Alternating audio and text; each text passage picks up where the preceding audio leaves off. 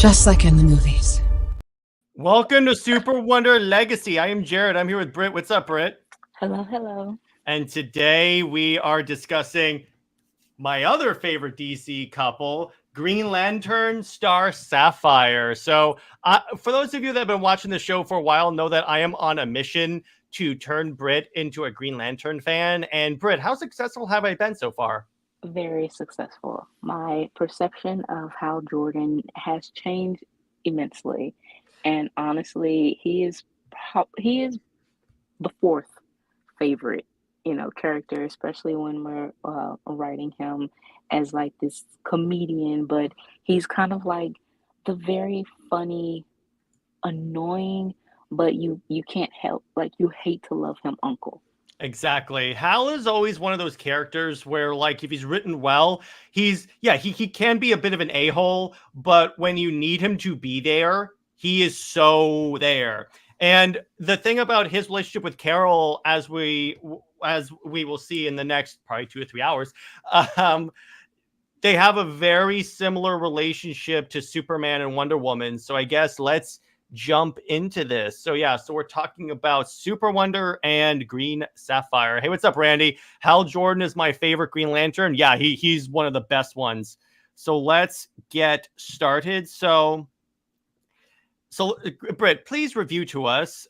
So the biggest power couples of DC. And what's interesting about this, and this is why when Britt and I used this graphic for the Aquaman and Mira stream, I remember I looked at Green Lantern, Star Sapphire, and I'm like, hey, top 5. I like that. Right. It's okay. So this was this power couple chart was made in 2012 for and to show, Superman and Wonder Woman together. But honestly, to show these couples as, what people need to realize is that power couple isn't so much as power. Like, it's not about their special abilities or anything like that. It's basically putting these independent characters together that can also kind of like be separated and be independent, hold their own book and things like that. And what kind of shakes the table in a sense of Superman and Wonder Woman is they are two different franchises. Even though they're under the same umbrella of DC, they are two, separate powerhouses. They have their own lore and everything like that, but you can put them together. And that is what makes a power couple. The power couple is glorified and celebrated in reality so much, but within, of course, the comic book community, traditionalists or whatever, they want to demonize, especially for Clark and Diana, what a power couple means, and they think of it as in a superficial way. But no, it's a very, honorable meaning to it. And yeah, this whole list right here, honestly, I think that except for Harley and Joker. Yeah, except for Harley and Joe. Yeah, exactly. But I also like Aquaman and Mira. So in case you guys are wondering, we probably will end up doing episodes on all these couples because I just realized that's a great list that we could use. Exactly what I was thinking. Gosh. Exactly. Wow. I just noticed that because we did Aquaman and Mira, and then next week we're doing another one of these. So we'll see what we got here.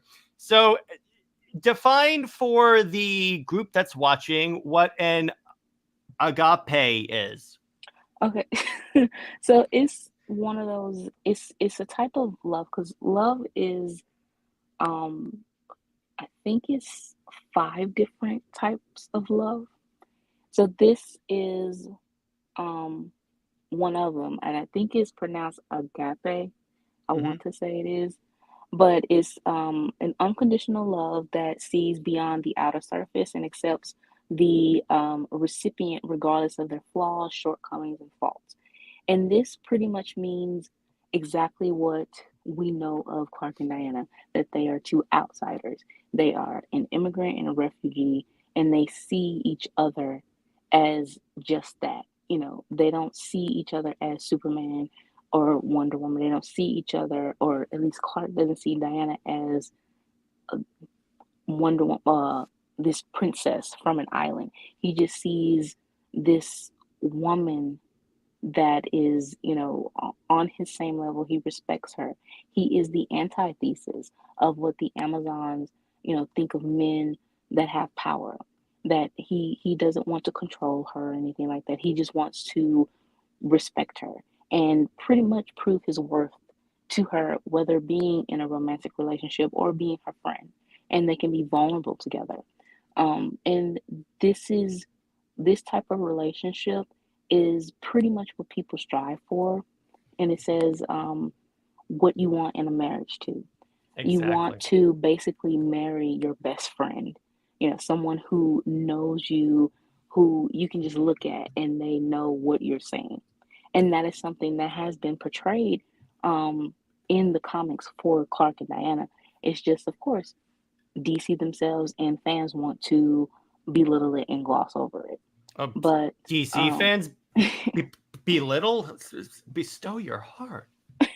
right, but yeah, this is the type of relationship that you do want to strive for, and to know that, of course, Clark and Diana's relationship, whether it's um, placing them or having that, calling them a power couple, which isn't anything wrong with that. It's not anything about eugenics or something like being superior. It's not, it's just having equal respect. And that is also um, what this means as feminism, too. A lot of people don't know what true feminism means, which is just the equality of the sexes. And that is still part of Clark and Diana's relationship.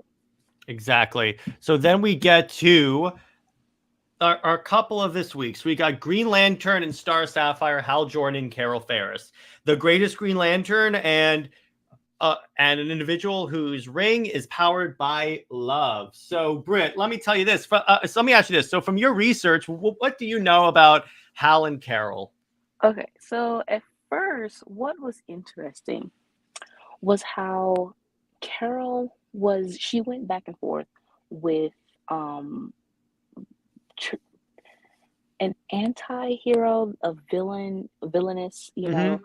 that, but I did like that they kind of retconned it for them to be, best friends since childhood. I think that gave it a little bit more depth of their relationship.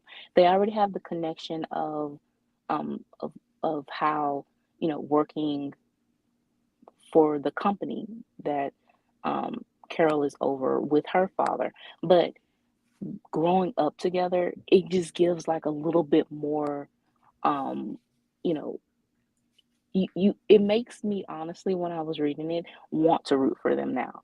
Like I want to, Oh, you like, ain't seen nothing yet. yeah. And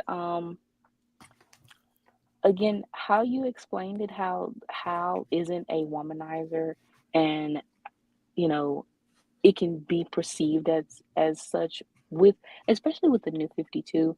It's kind of like that, kind of gave that a push. And even with the animated movies, Hal was trying to get phone numbers and stuff like that. So at first I thought that that's how his character was, but again, actually doing research, you see that no, that is not his character.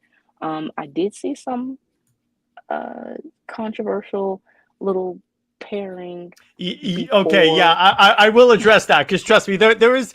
I'm not saying that it's all been dandy with Hal, but Right, right, they've there's been some interesting things here. right.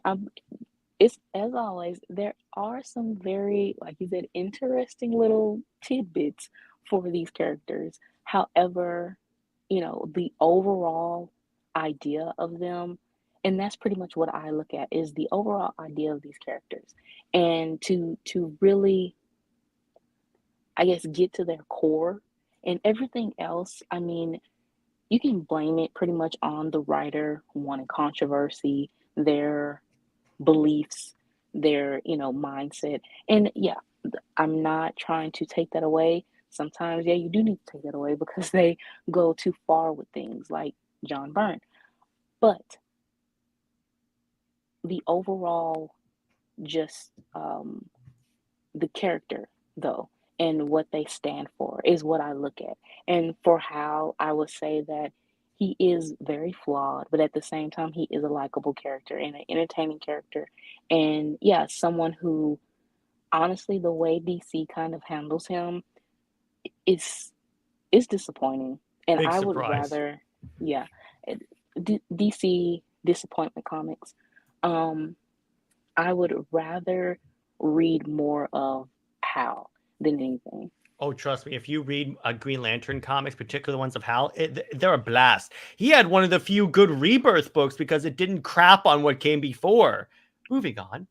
So we're going to start on post-crisis because that's really where at least my knowledge of Green Lantern really expands. So in post-crisis, all right, so as I explained when we did the post-crisis episode, Hal Mhm. Jordan became parallax because during the death of Superman, or really the aftermath of that, Mongol and cyborg Superman blew up Coast City. And that was like Hal's like home. So Hal Jordan tried to use his Green Lantern ring to rebuild Coast City, but then the Guardians show up and say, you can't do this because you can't use your ring for personal gain. So what Hal does is he slaughters the Green Lanterns and tries to take all the power for himself. So he became the villain Parallax. Later on, they would do this event called, I think it's like Eternal Night, where a sun eater is going to like consume the sun. So Hal sacrifices himself to restart the sun. He ends, says the Green Lantern oath. Yes. Then you get the he becomes the host for the Spectre. But then he starts to like detach from humanity and he doesn't want to do that. So what's interesting is that in Green Lantern Rebirth, which was the first arc by Jeff Johns, the Ferris aircraft like hangar is like rebuilt all of a sudden and no one knows what happened with that. So Carol shows up and Hal goes, oh, hi, it's me. And at first it's like, what are you doing here? Because it's like she's already dating someone at the time. She won't be later, trust me. This is kind of the theme here. But we also learned that like her father like owned the company that Hal Jordan's father was a test pilot for. More on that later because there's a lot of character development with that relationship that shows that. As a matter of fact, next slide. So in this, so one of the arcs was Green Lantern's Secret Origin. It was essentially the origin of Hal in post-crisis. So what happened was, so after Hal's father's accident, Carol's father becomes really sick and has to step away from being the CEO of Ferris Air. And then Carol gives up being a pilot to run the company. And then what you discover is that first off, you start to see a little bit of the cracks in her walls because it's like no one, everyone sees like being a flyer for Ferris Air as like a liability because they could die. So she has to like beg Hal to stay and be a pilot. Otherwise, the company's going to collapse. So he stays for her. Then he discovers that, all right, so what happened was when Hal's father was in the air in the test flight, there was something wrong with the plane, and Carol's father made Hal's dad stay in the air to keep the plane going because it had to work well, because the demonstration had to work, had to be successful for the company, and then that's why the Hal's father died in the crash. So Carol's dad blamed himself for what happened and actually became very sick because of that, practically on his deathbed. So then Carol essentially. Essentially, at first, Hal is like, you're this insufferable person. I've done everything you've asked. What is wrong with you? So then he finds out and he's like, I am so sorry. I didn't know. And then we have this moment where he's leaving. And then Carol goes, Hal, it's not easy, is it? And he goes, what? Being alone? And then Carol, and then Hal goes, you're not alone, Carol. And they hug in the rain like that. I kind of really appreciate that because what you discover is Aww. it's always been Carol for Hal. It has always been Carol. Like I know there's been like other like romances in the comics, and I'll get into a few of those. Carol is the only one for Hal Jordan. Like he will move heaven and earth for her, as we'll discover later. So then she regains the Star Sapphire ring, and what you discover is that the origin of the Star Sapphire. So what happened was, in one of the lives of Hawkman and Hawkgirl, they died on a planet, but their love was so strong. It was the planet Zamaron, by the way. Their love was so strong that it created the emotional spectrum thing of love, which is the violet light. And it was discovered by an all-female tribe of guardians, and the more on that all-female-ness, huh? And so then at this point, Hal is dating another pilot named her call sign is Cowgirl, and Carol is dealing with it, but she's still because she's secretly jealous because she still loves Hal. So the ring comes to her and essentially says, Hal doesn't love you as Carol. He loves you as the Star Sapphire. Obviously lying, but the ring shows up, and then the ring actually goes on to Cowgirl as well. So what Hal does is, so when the ring gets on Carol, her clothes are like destroyed. So when they go to fight the Star Sapphire Cowgirl, Carol says, okay, use your ring to make me a uniform. And that's the Green Lantern Star Sapphire that we see in the bottom panel. So it's more fun with that. Then we get to Blackest Night. So in Blackest Night, I mean, there were some other like advances, as a matter of fact.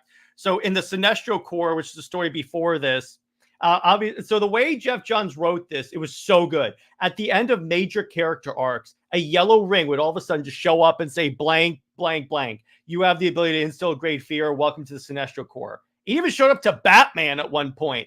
But because he had worn a Green Lantern ring, it detected the taint of the Owen energy and said, okay, no, we're gone. So all of a sudden there was like yellow lanterns popping up. And here's an interesting point here. The Green Lanterns at this point were not allowed to kill because they're supposed to be a law enforcement group. They're not supposed to be able to kill people. The Yellow Lanterns could. So they were like cutting swaths through space. It's like all of a sudden you see like 80 Green Lantern rings all of a sudden say, user deceased. So there was this point when the Sinestro Corps guys invade Earth, and they invade Coast City because they know it means something to Hal. And here's the thing. Every other city is evacuating.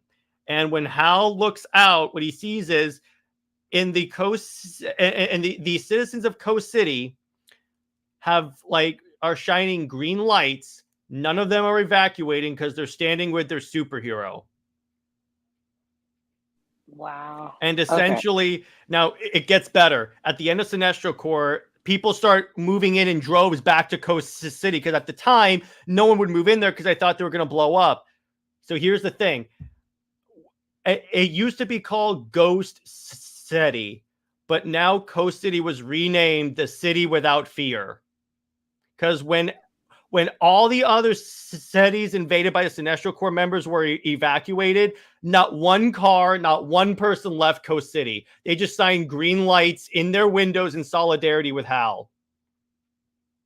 You know, the thing about this is Coast City and Gotham they have so much more character than Metropolis. Yeah, I know. Metropolis is always said or named as the city of tomorrow, but it feels so outdated. It feels like it's still stuck in the 80s or something. It kind of is.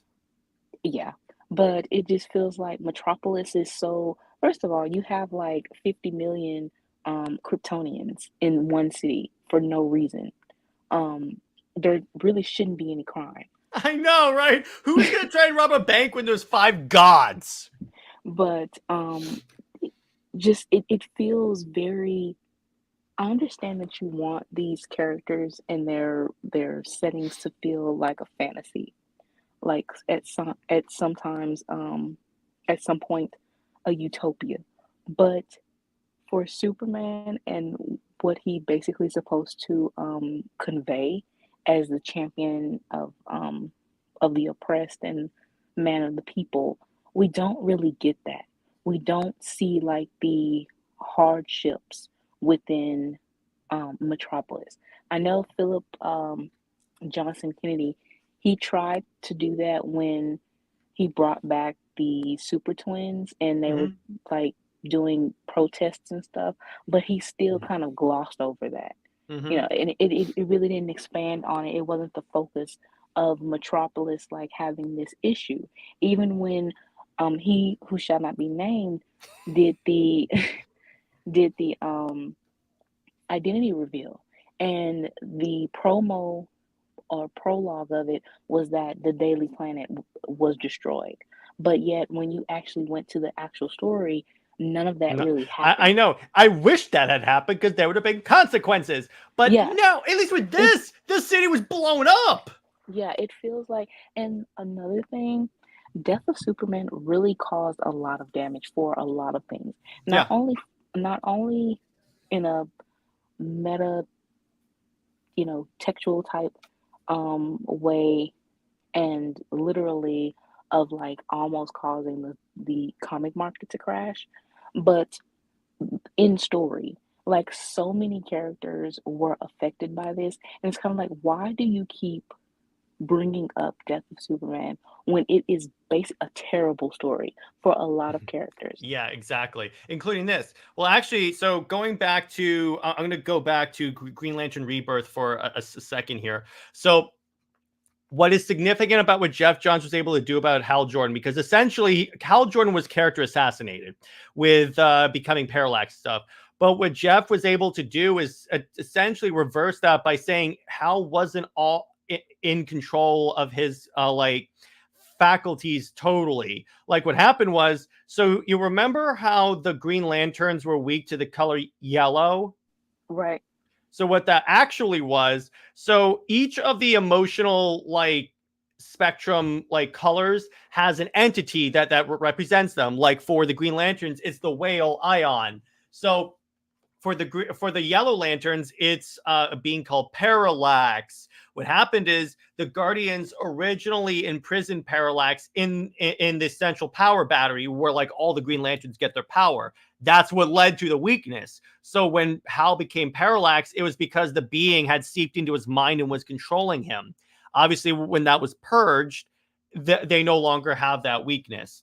So going to Blackest Night. So in Blackest Night, and yeah, Randy brings up, I hate how they tried to do a Wonder Bat thing with Blackest Night. That was the biggest, like, what the hell am I reading moment? Because I'm It like, was very this has much never happened.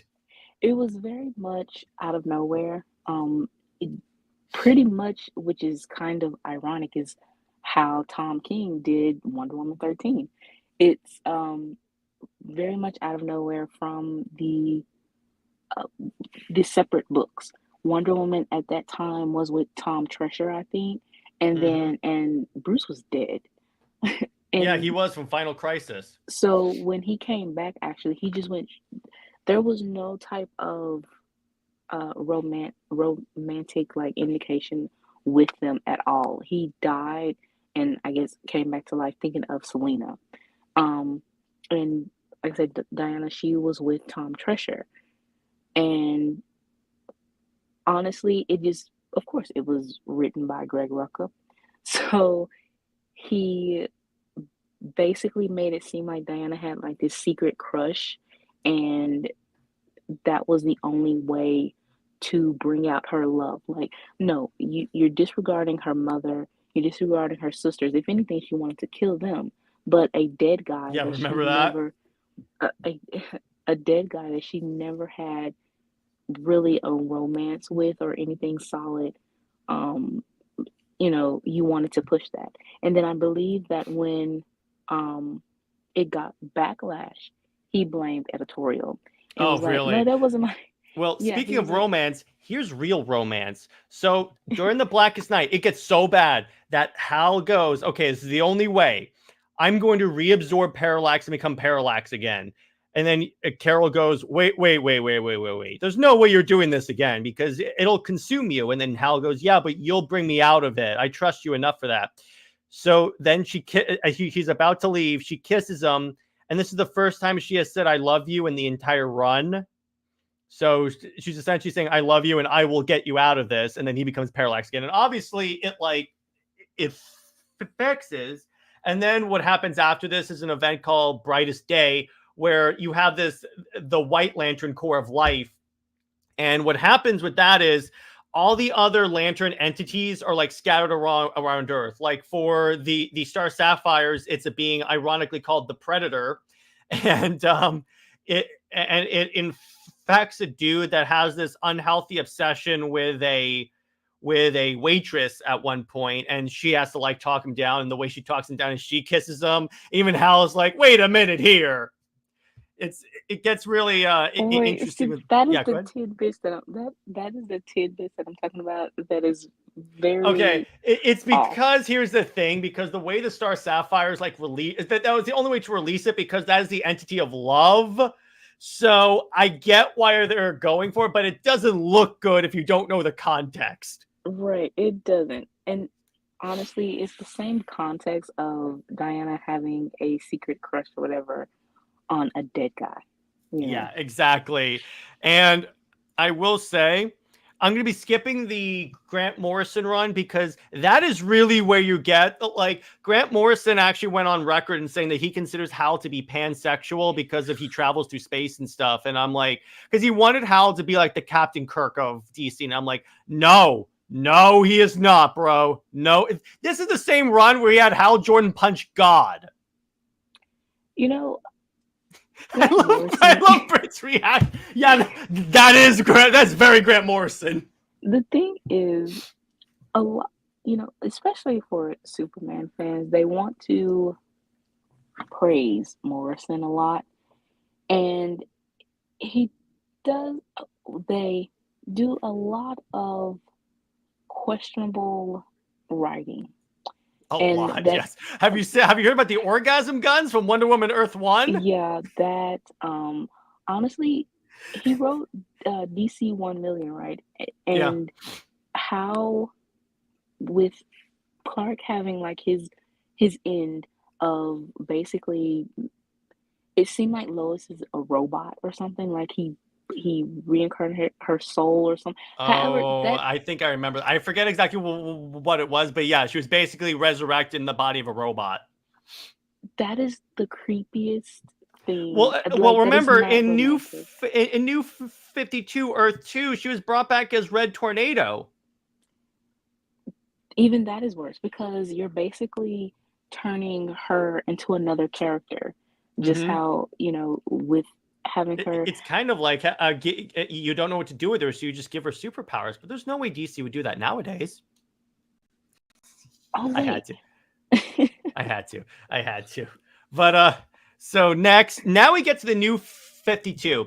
And as Brit and I have said before, the New 52 for Green Lantern was basically just carrying over the story, which hurt the New 52. But if you're a Green Lantern fan, you're happy about that.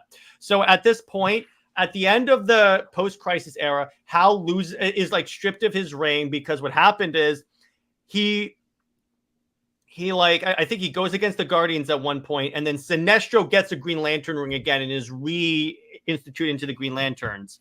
So Hal has to decide, what's he going to do? How is he going to live as not a Green Lantern? So Sinestro shows up and says, hey, dude, I'll give you my ring if I'll give you another ring if you'll help me like with this mission.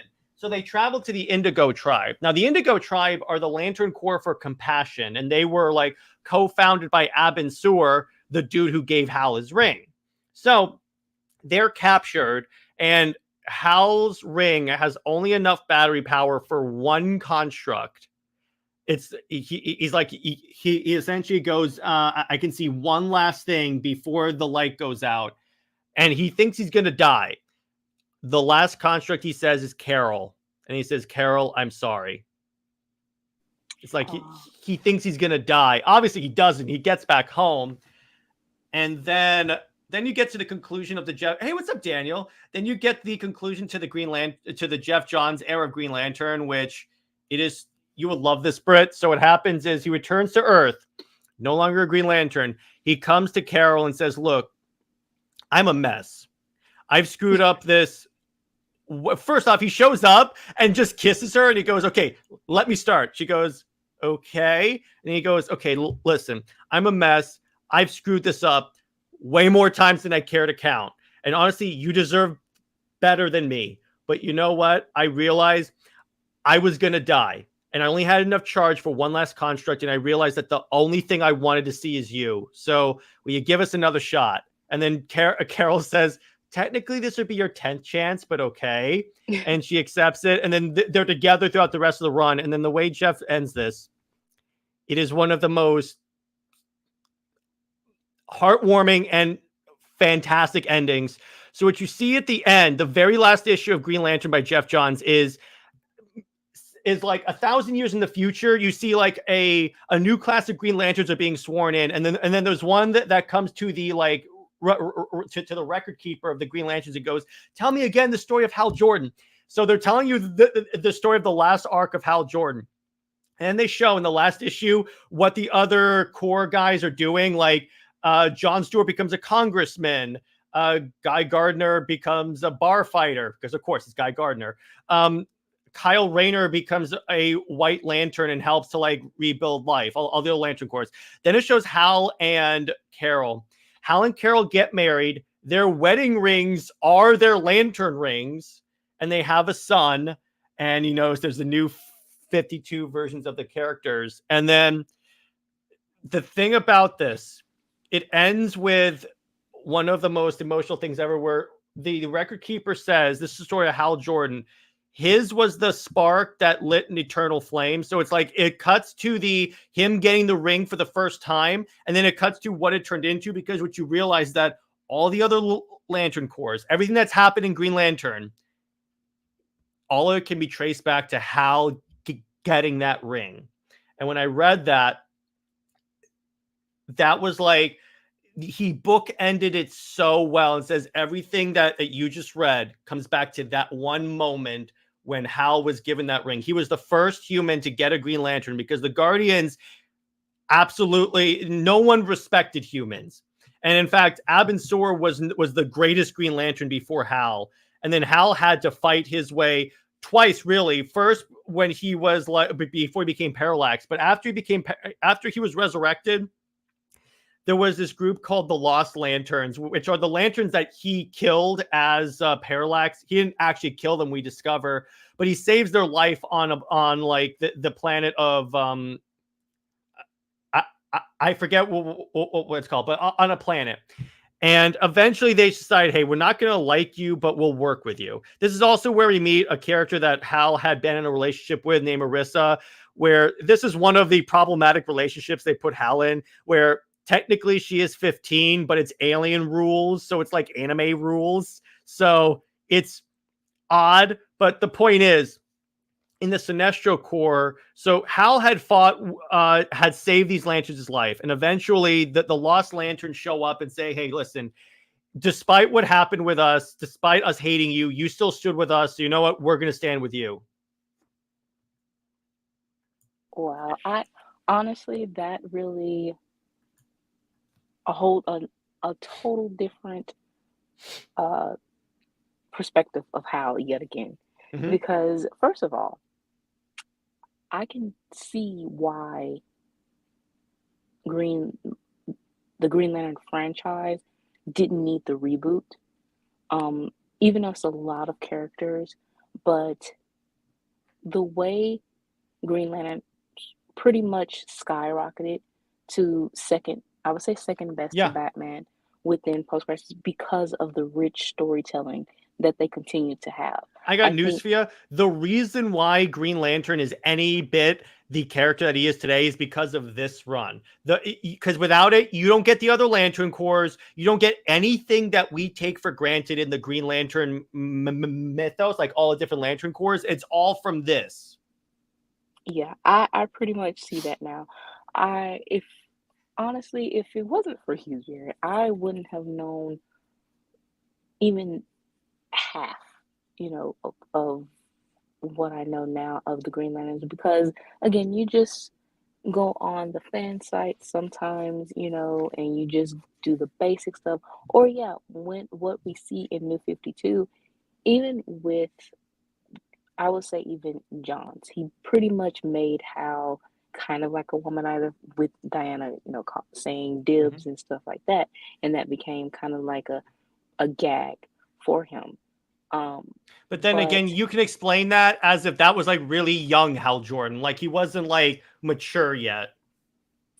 yeah, you can put that as that. But still, it was kind of like, well, it was honestly DC's fault because if they had let, being that it was a young Hal Jordan, that makes sense. But they didn't let them progress to where they are supposed to be. Yeah, And a lot of the relationships, especially with Carol, it is like they didn't want that for some reason, which I think that his relationship with Carol isn't detrimental to the character, to either character. It actually strengthens his story and his character more than you try to stick with Clois or something, or exactly. Because here's why: she's a superhero, so there's way more that you can do with them.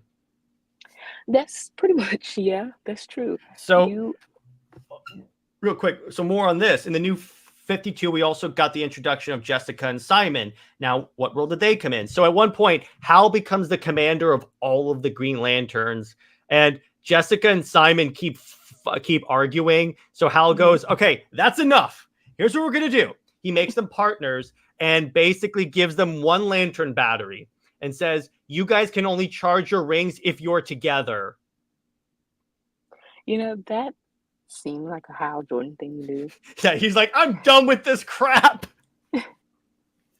That and honestly, their team up was pretty good.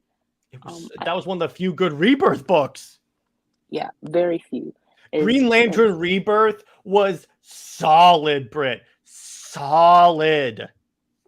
Yeah, as much as they want to, some fans, and it's okay for you to like it, to praise um, Rebirth for Tomasi, Superman, or or Action Comics.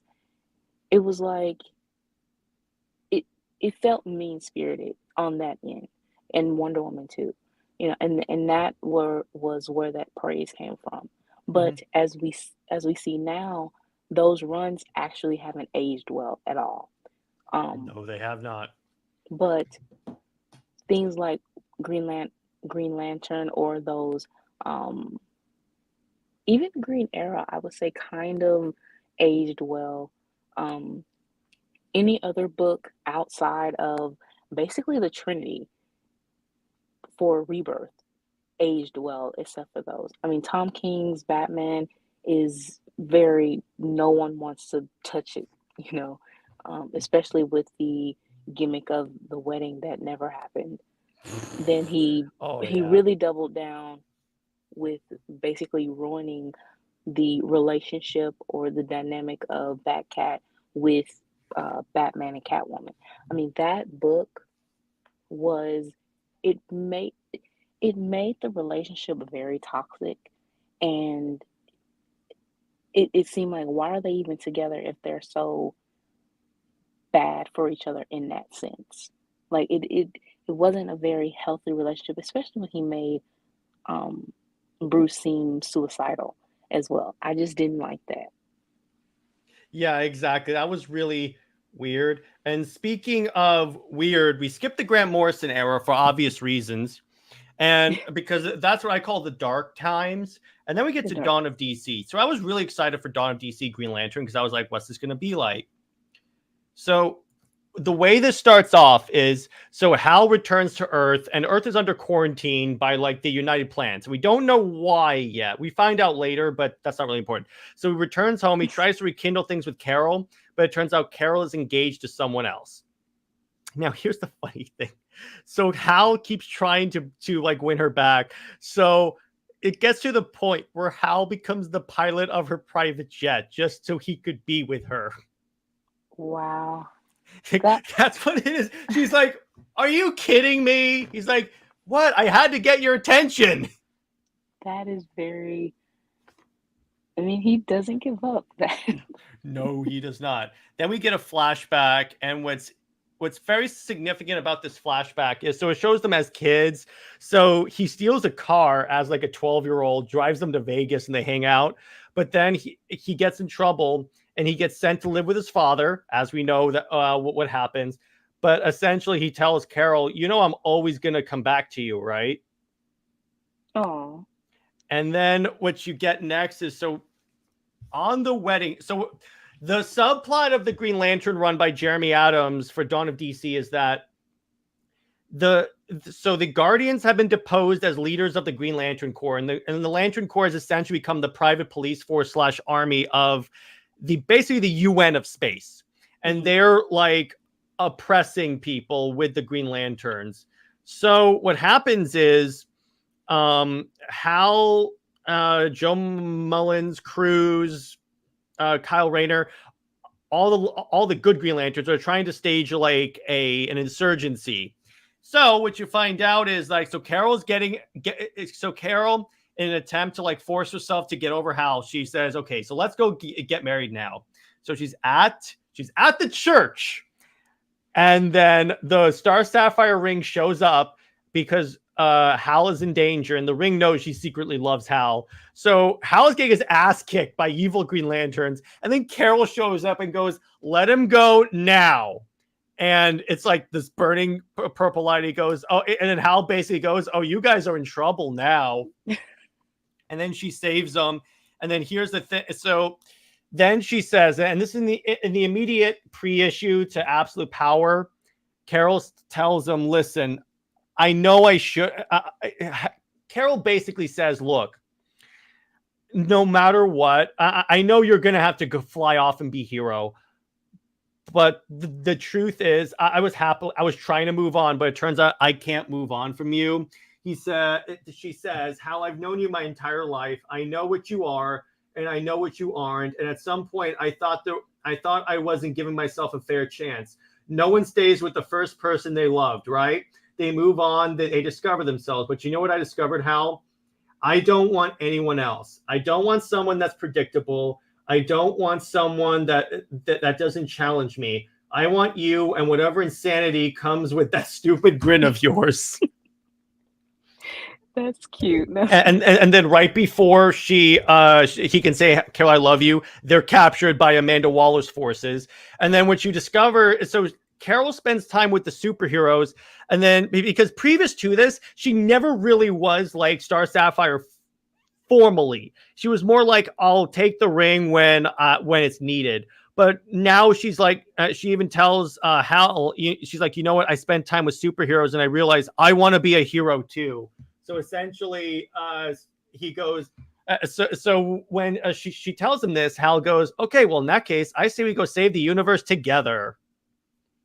Oh, so that is why she's On the on Justice the League. Justice League. That's why. So because she's like, "You know what? I want to be a superhero now."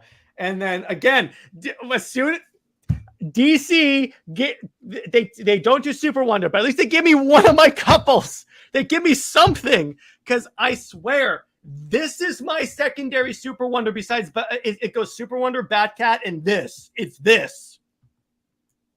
That is because the reason why DC is so, like I said, they're two separate franchises, which we get because you don't want them to get swallowed up in each other's lore in that sense of becoming secondary. And it's kind of like how Barbara Gordon has been swallowed by Nightwing, and all she's known for now is being Nightwing's girlfriend a little bit. Yeah, she's Oracle and she's been Batgirl, but with how she's been being written so far, her whole character, or 85% is revolve around her relationship with Nightwing. And then you have Black Canary, who was a very independent character before she, became involved with Green Arrow.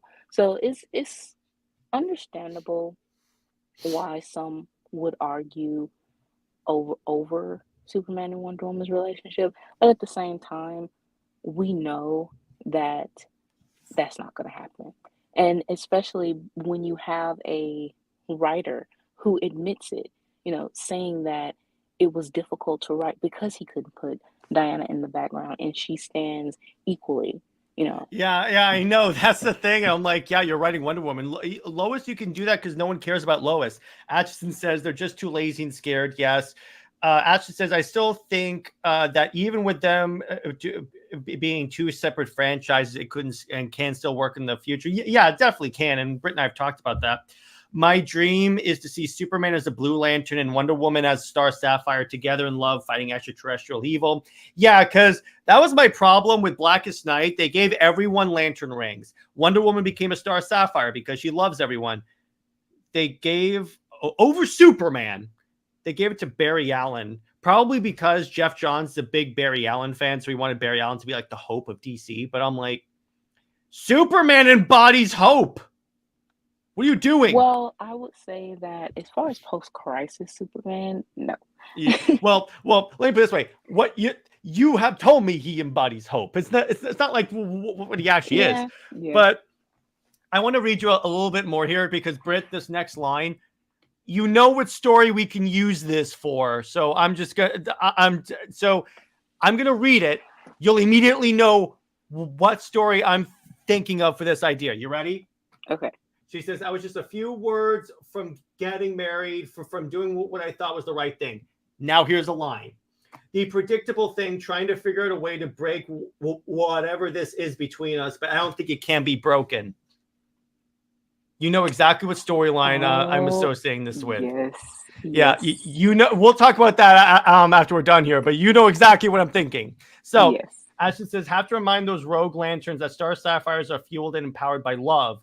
When those guys menace Hal, they have no idea how powerful she can be. Yeah, that's the thing. It's like they were like attacking Hal, these rogue lanterns, and then Carol shows up and just bodies them because in the same way that the Green Lanterns are powered by the user's will, the Star Sapphires are powered by the user's capacity to love, and they were beating up the man Carol Ferris loves. And that's not going to turn out well for them. It's like it was their Apollo blasting Superman with sunlight moment. You don't know that much about me, do you? It's pretty much that, and that's why she's like standing there, like, get away from him before I freaking murder you.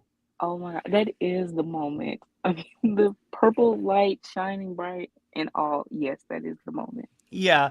And see, the other thing that I really liked about this, I'm going to go through this a little bit, is that the reason why I love this pairing so much is because, so the Green Lanterns are like built off of will. Now, what bigger thing can bolster someone's will to fight if you know you have someone you love? What was your question? No, it's rhetorical questions. Oh. Essentially, like, when it comes to like being a Green Lantern, your ring is powered by love. Now, what could be a bigger motivator, a bigger booster of your willpower if you know you have someone you love that you're protecting? And that is why these two work so well. And that's the thing. Again, the reason why I can't stand Grant Morrison is because is that in addition to making Hal to like being a really weird writer when it comes to Hal Jordan like punching God, it's the idea that he really wanted to turn Hal into Captain Kirk, and I'm sorry, that's just not him. Hal has always loved only Carol. Like yes, he's had relationships with other people, but first off, as opposed to Oliver Queen, he's never cheated on Carol. When he's been with other people, it's been when he's not with Carol. But ultimately, he will go back to Carol at some point. And one thing, though, is that when you say that it's only been Carol, that will kind of like be the same argument that Close fans will have about Clark only being with Lois. But the thing is, with Hal and Carol, it's more like because they are lanterns and what their rings represent, that pretty much puts them together. And again, that relationship of being childhood best friends too, to know each other though. It's not of the triangle of two, or Clark, how he has to separate himself or choose one identity over the other. This is basically Carol knowing how flawed Hal is, and she chooses him anyway. That Mhm. is how this relationship works. And because, like I said, they are both lanterns, and that strengthens their the love and the will and the willpower. Um, but with Oliver Real quick. and what Jid and I actually discussed this, and he wasn't a cheater like we think, because of course, like how you have a problem with Morrison, these writers go and for controversy, they will interpret a a an issue and make it seem like it's something totally different to gloss over it. So actually, Oliver was assaulted, and it was a very traumatizing thing for him. But at the same time, again, writers don't want to delve into that sort of topic, especially for the male characters. Even Nightwing was assaulted as well, but what do we see on Twitter, or how they make it into a joke of his backside, all the time. But it's kind of like, no, why are you objectifying a character who is known for being sexualized and assaulted? That is very tone deaf to me. So with Oliver, I would kind of, just as how you're explaining to me of Hal Jordan, in actually reading his story, I would rather just go and read Oliver's story, to not project that, oh, he's a cheater, as a flaw or a reason why he can't be with Black Canary. Okay, fair enough. But so the other thing is, by the way, what's kind of cool about Hal Jordan is that he's actually really close friends with Oliver, in that they had that hard traveling heroes thing, but they've always established that, like, Hal Jordan and, like, Carol Ferris, Hal Jordan, Black Canary, and Ollie are like a close friends. Like, they go out and hang out together. So that's actually really cool. So now, Britt, as a checkpoint, so what do you think about what I've shown you so far? Now I'm ready for us to start our stories. First of all, I Yeah. want to read.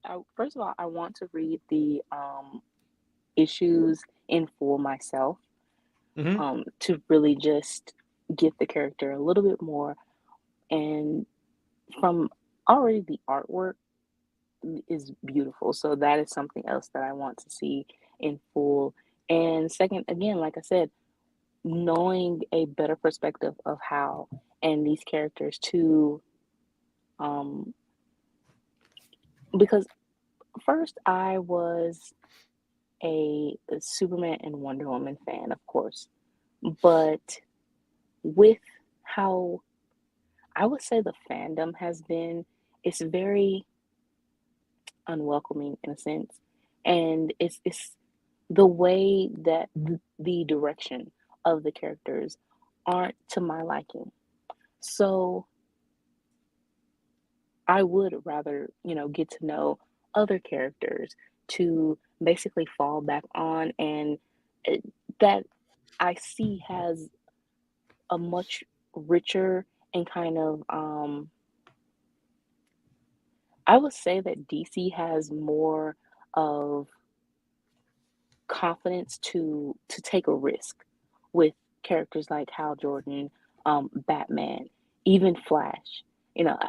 With Superman and Wonder Woman, they seem stuck in this same revolving, um, like, storyline, or this status quo, and you can't go too far, or you feel like, their fans will push back too much to where DC continues to keep them in a safe zone.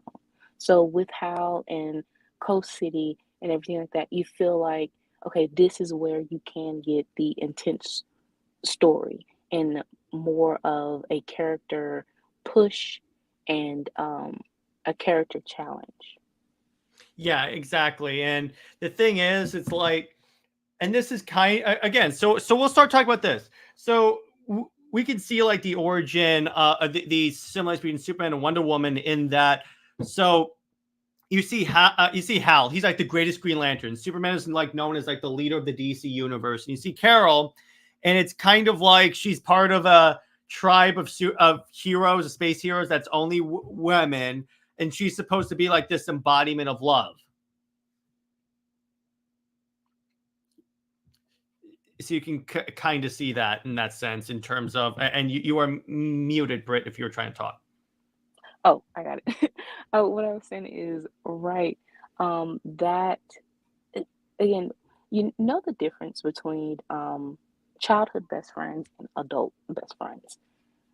Is it gives a little bit more push in depth as Hal and Carol being best friends, how their fathers interacted. Honestly, I did not know the depth of that. That pretty much Carol's father was the cause of Hal's father dying.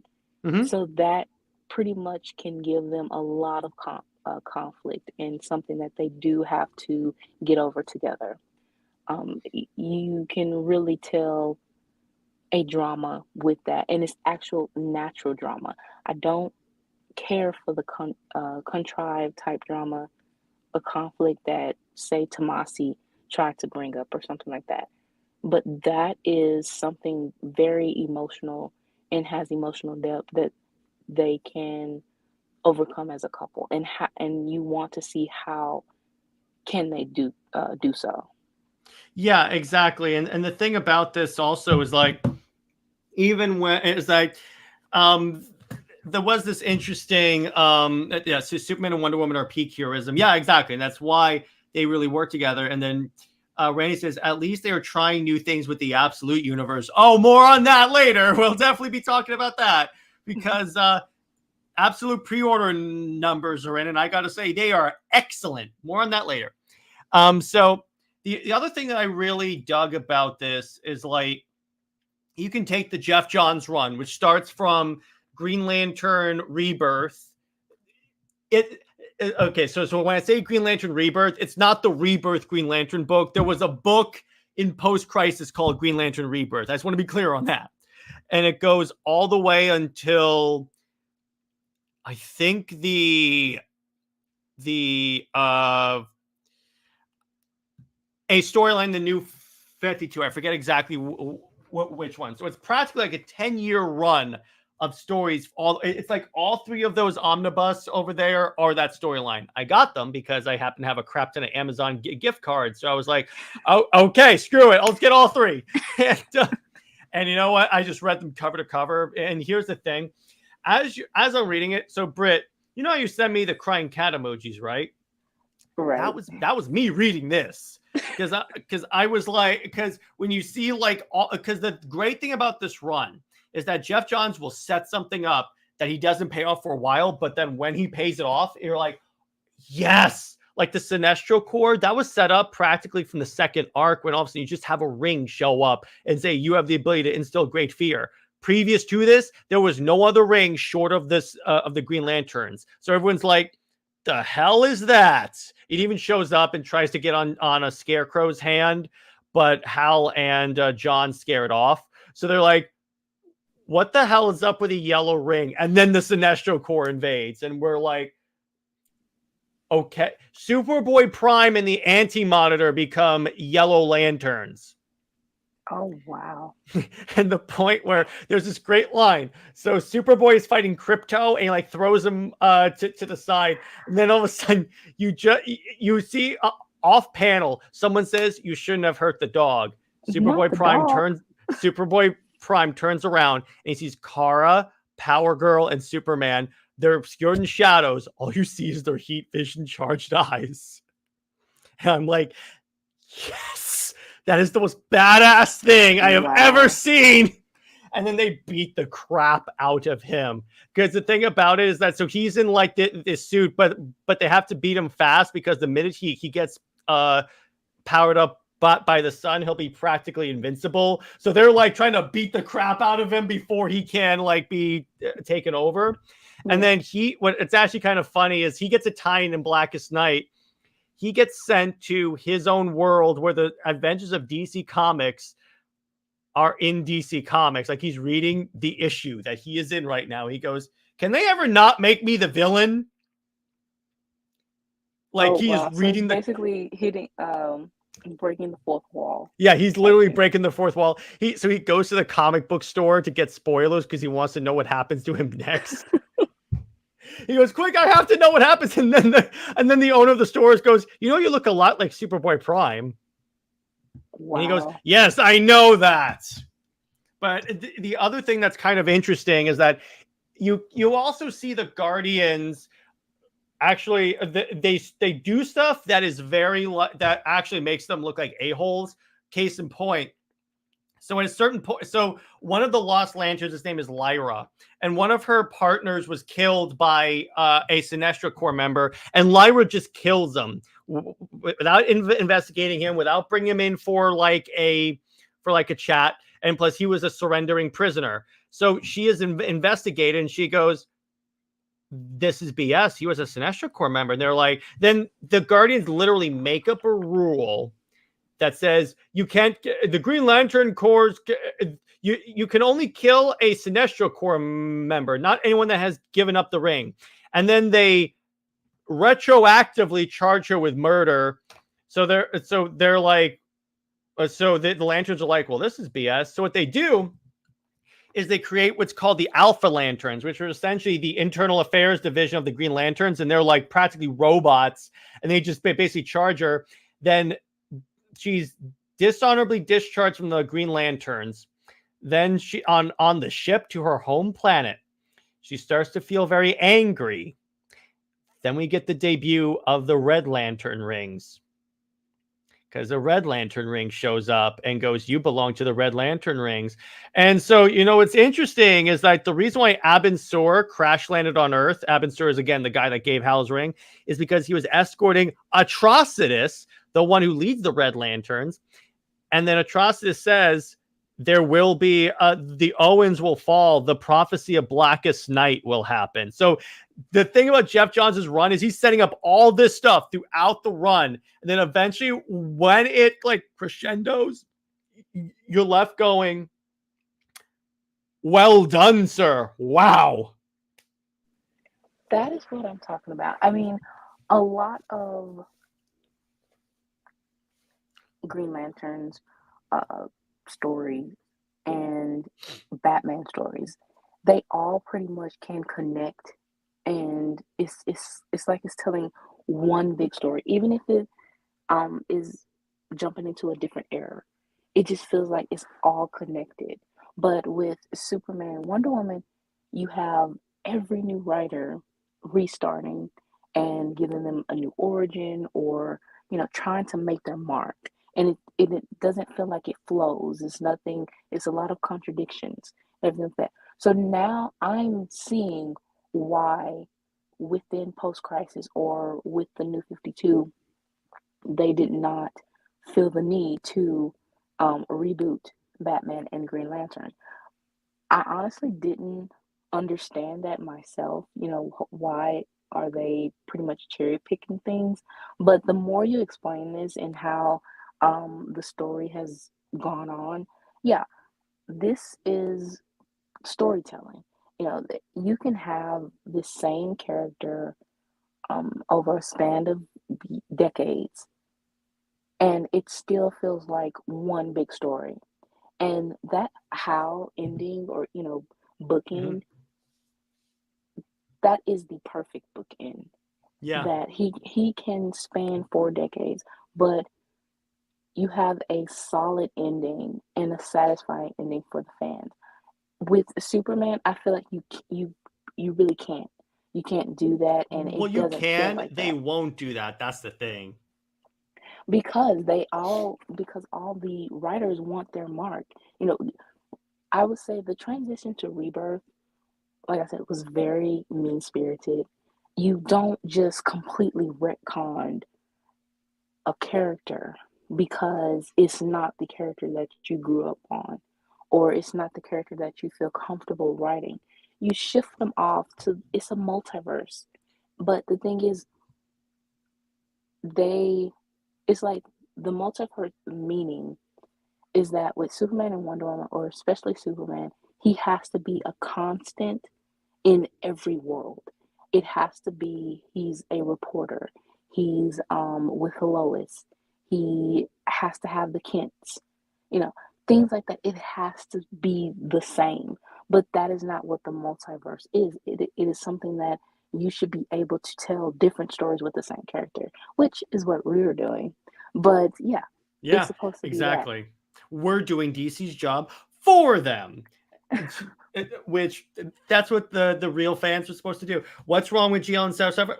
There's nothing wrong, Kirby. We spent the entire stream talking about how much we love this pairing, and I'm happy to say that I think I succeeded in fixing the flawed interpretation of Hal, where he's a ladies' man. And I don't blame you for this, Brit. I blame the DC fans that don't read. Where have we heard that before? Right. Where they just have these superficial versions of Hal, like even in the movies, animated movies, where they play on this. So I will say, you know why Jeremy Adams' run is great? He was a writer on the Green Lantern animated series, and it's just like this. Hal and Carol are straight up like that's it. It's just them in the show. He never romances anyone else because it is Carol. And that's fine because I feel like with the established romances, it all depends on the character, what they provide each other, and how the female character is presented. With Carol, she has her own story. She is still independent from Hal, and she's a Star Sapphire. She's her own superhero. She doesn't need Hal to save her or anything like that. If anything, they are equally helping each other. That's what makes them a power couple, and that's what I enjoy if you are to set this in stone of an established couple. Um, the Hawks, the same way. Yeah, Aquaman and and how Lois. about the fact that the Hawks are the reason that why the why the Star Sapphires were created? Isn't that interesting?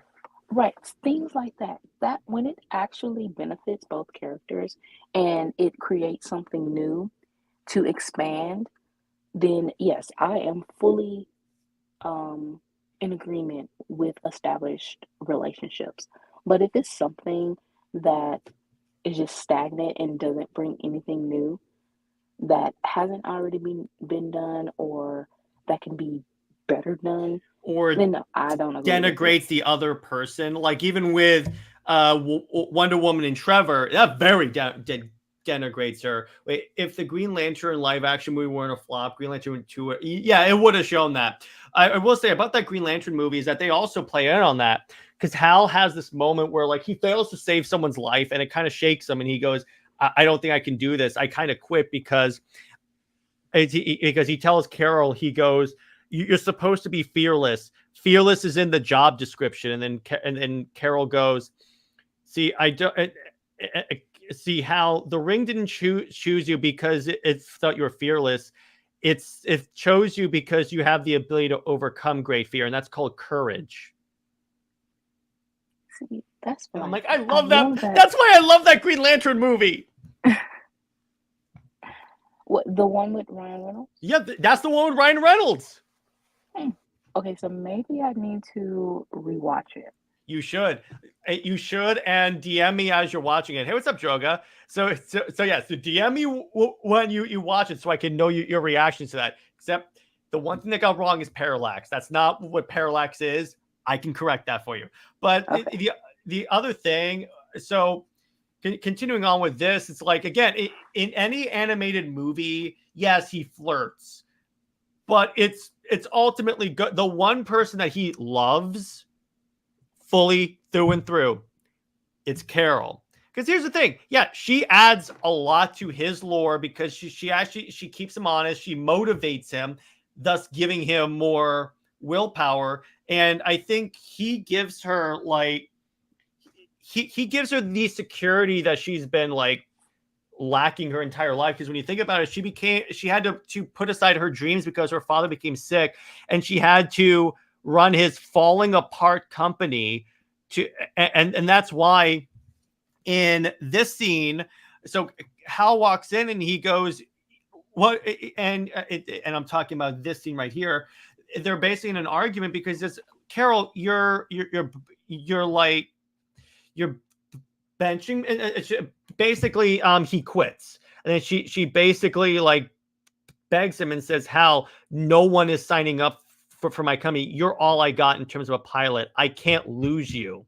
And then this is before he knew why she came, why she's stopping a pilot, what happened to her father, because previously she just told people that like her father was like on vacation or like on sabbatical or anything like that. She never told them he was sick. Hal only found out because he barged past her because he thought, okay, so I'm not important enough for him to meet with me, and then he sees her like this. And the one thing that that Carol says to Hal is that my father always thought of you as a son, as the son he never had.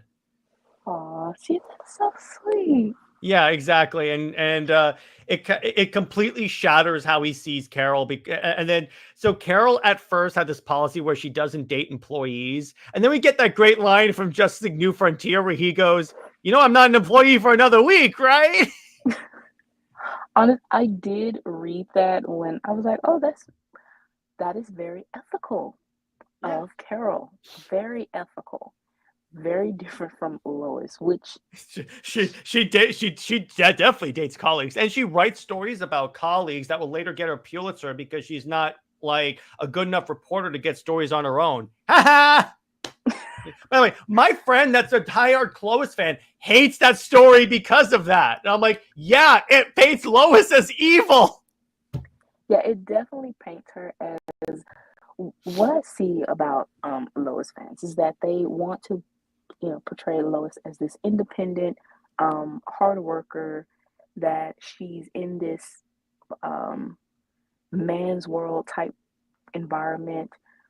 But honestly, Lois has dated a lot of men in power, whether it is Lex, um, Bruce, or you anyone. know, it to get a story, or she does things. I understand where you are committed to your work, but the things that she do for a story is not commendable at all. She puts herself in danger, but it's not in a sense of like in reality of a reporter, because she knows that Superman is going to save her.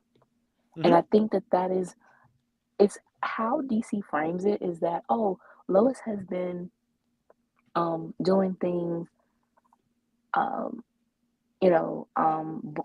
before Superman. But that is because just how they kind of retcon or revised her falling in love first with Clark Kent, even though that at that time Nope. was, Nope. you know, It wasn't.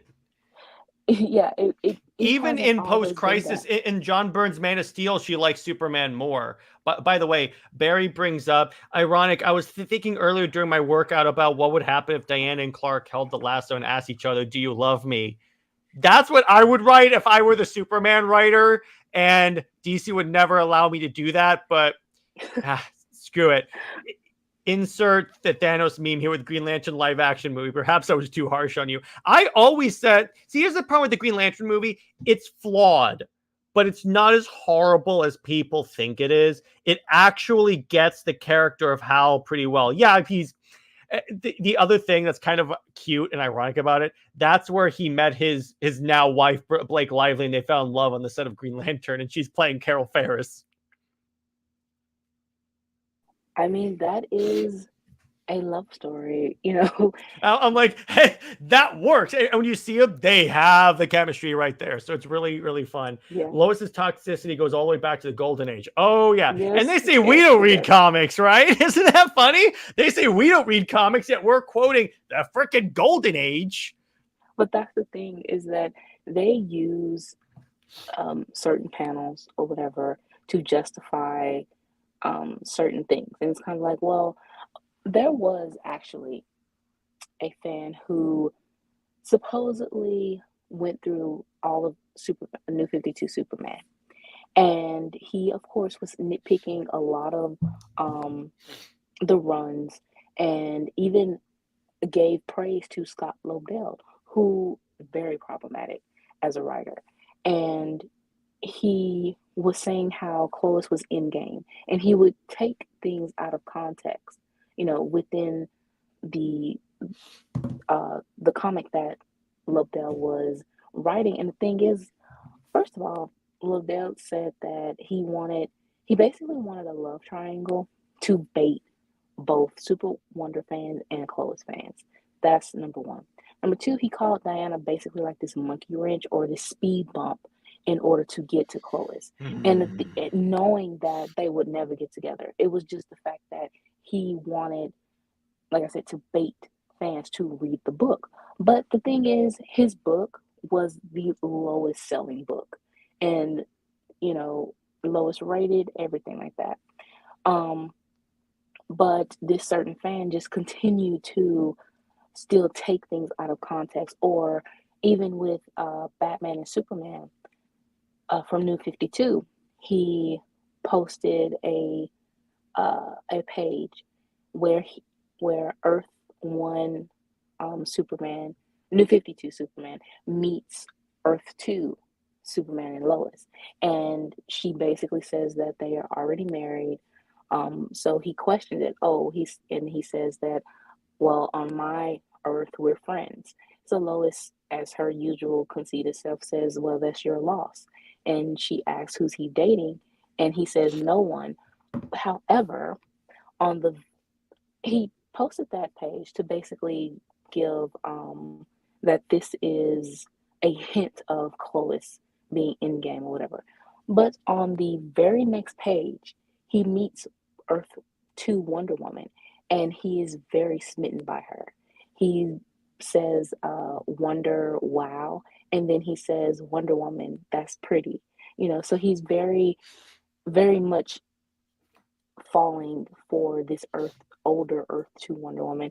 And then within other issues, he calls Diana his love, and you see that. So with Superman fans, or with these fans on Twitter, they are able to take things out of context, and so many fans, yeah, they don't read the comics to have their own opinion about things. So when you have like um a certain amount of followers, and they feel like, oh, because you have this big following, everything you say must be right. And that is what they want. They want to be able to control the narrative of certain things. And I feel like that is how pretty much how DC is in the position that they are in with their fans, and how they can't pretty much gouge the interest of what the fans actually want, unless, because they're giving Twitter the books that they call out for, but your sales say otherwise, that this book basically fails. Exactly. And Sam kind of brought that up the last time he was on my show, because he said, I get fans all the time saying, oh, I want like a question movie. I want this movie. But then they don't show up to buy it. And that's the thing. It's like when Rucka made that Lois Lane book. Or no, here's the perfect example. That Superman and Lois book that came out during Rebirth. That was what you guys wanted. And it debuted crappily, like very, very, very crappily. And speaking of crappily, Barry Allen says, DC would make me change it to I do as a friend. Yeah, I know. I know they would. Oh boy. Yeah, go ahead, Brit. Oh, I totally agree.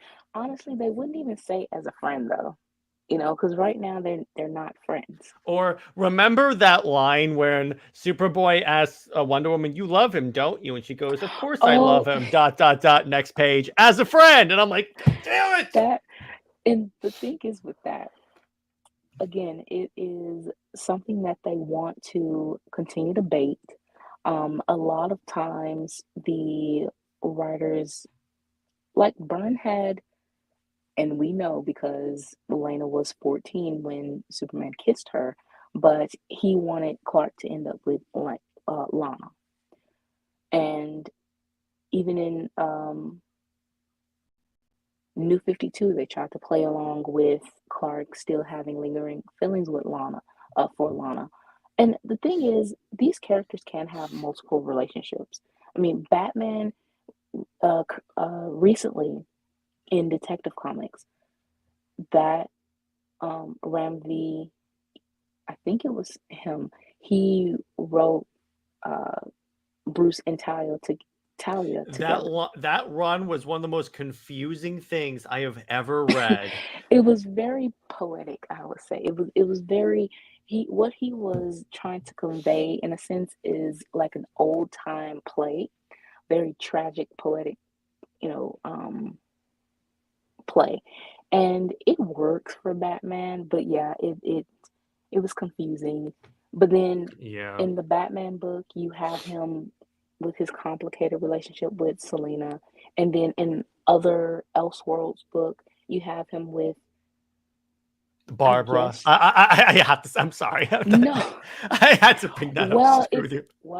Barbara, or it was a Well, character. I here's don't the know thing. her It name, depends on if Bruce Timm is writing it. So right? Barry But Barry Allen says, but by the way, so when you read when you read it, you can tell DC knows Super Wonder works and wants to get the sales out of it, but they don't want to commit because they can get the sales from it and keep the status quo close. Yeah, exactly. right, that have their cake and eat it too. That's exactly what they want.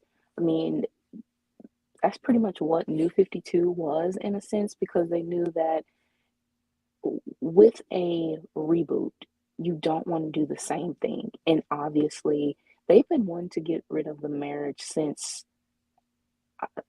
I would say, um, a year or two afterwards, or 1999, um, because Morrison actually said it, that the market just didn't care for it. And then the fact that they were trying to um, synergize with the Dean Cain show at the time, and how the ratings for that show pretty much dropped like a brick uh, I love how after Randy they got married. summarizes it. Randy gets it so well. So in other words, Lois is a leech. Lois Well, Leach! yes. There! Oh my God, you were Oh my going to gosh, you just start made saying that. Randy, you just made another line Lois Leach.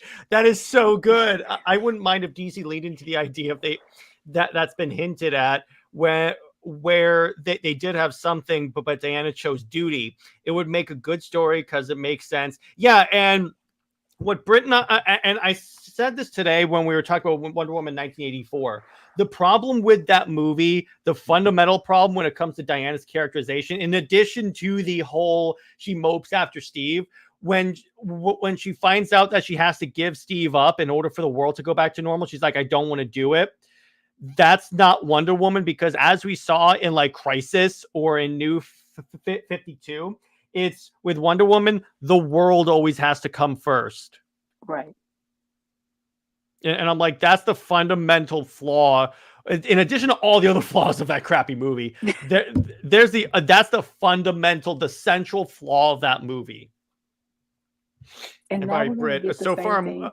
by the way, Brit, my idea count is up to 2. Oh, honestly, I need to stop talking, or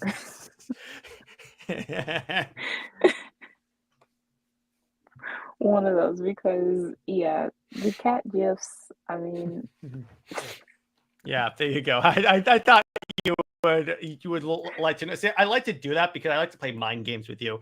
But I know. so I think so.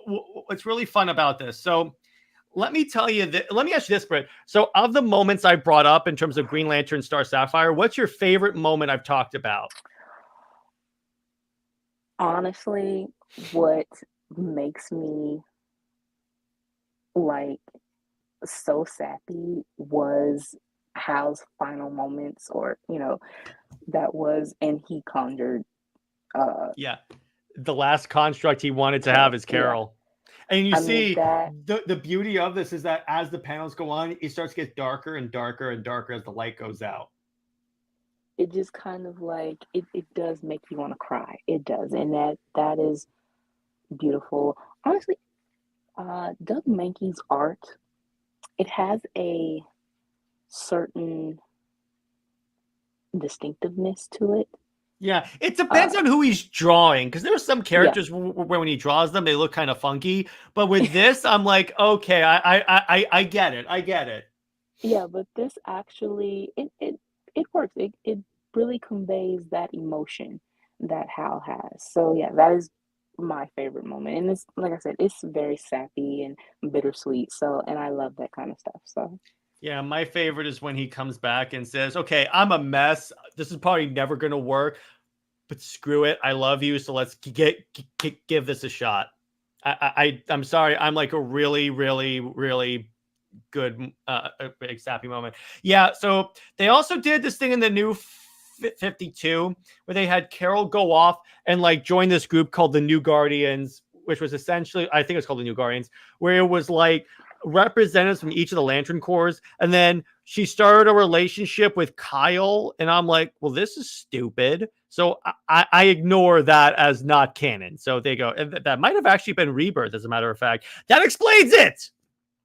Actually, hang on. no, I it got it. was New 52, Oh but no! But the point it is, it didn't it didn't really like last. I don't it good, was good, because I forgettable. think that was stupid. I think it was again how New 52 was very much let's start throwing out controversial stuff. You know, they Mm-hmm. that is I think that was New 52's ultimate flaw was they were chasing the controversy of things. You know, with Superman and Wonder Woman, they had already had that idea kind of planted. I think when they were kind of when it was just a rumor, it was in 2010 when they were starting, you know, how to pretty much the build up of New 52 and putting out ideas. So that was something that was actually already uh, in place as something, it wasn't a gimmick. And it had a story to it. That is pretty much why it's so confusing and sad in a sense how they ended it so abrupt and just so mean spirited because it actually had a a story, you know, within it. And especially with Charles, how he was developing their relationship and he really wanted to show Diana more in the driver's seat after Doomed. And the fact that they also had a marriage counselor or a relationship advisor advise them about the relationship. It's kind of like all of these things that you set up for it, but you still fumbled. It's kind of like DC, you really have like one brain cell as a company. Oh yeah, we've known that for a while. We've known that they've been mentally like out there for like a long time. But this is the funny thing. See, here's the thing. I want to go back to what you said earlier about this possibly being a comfort book for you. This was my comfort book, Green Lantern. This is why I even followed the Dawn of DC book because when I was reading it, I was like, please don't suck, because it would really suck if this is a bad book. And I'm like, I have nothing. But this was one of those books where I'm like, even with the Tom King Wonder Woman being crap, I was like, oh, thank Christ, this is so good. Oh my, it's just solid Green Lantern action. There's drama. There's everything you could want in a Green Lantern. And here's the funny part about this. And I talked about this with Comic Story when he came on my channel, RIP. This ignores the Grant Morrison run like completely. And you could take it as a straight up, you could read the Jeff Johns run up to the end, skip to the Jeremy Adams run, and it's seamless practically. There's some stuff that happens in the middle, but for the most part, you could take this as a direct continuation of it.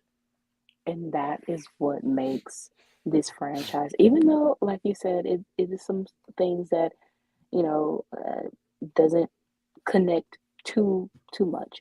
But for the most part, at least seem like 90% of the Green Lantern's story, you can put it all together. With Mhm. Superman, it's so confusing. Superman, Batman. It's like, oh my gosh, what is going on here? But Or it's at the like, same time yeah, with go ahead. but at the same time with Batman, I really just think that you can just pick up a Batman book and read it. Like it True. feels still seamless. With Superman, you have different writers trying to make him either the overly dorky Boy Scout or the serious, more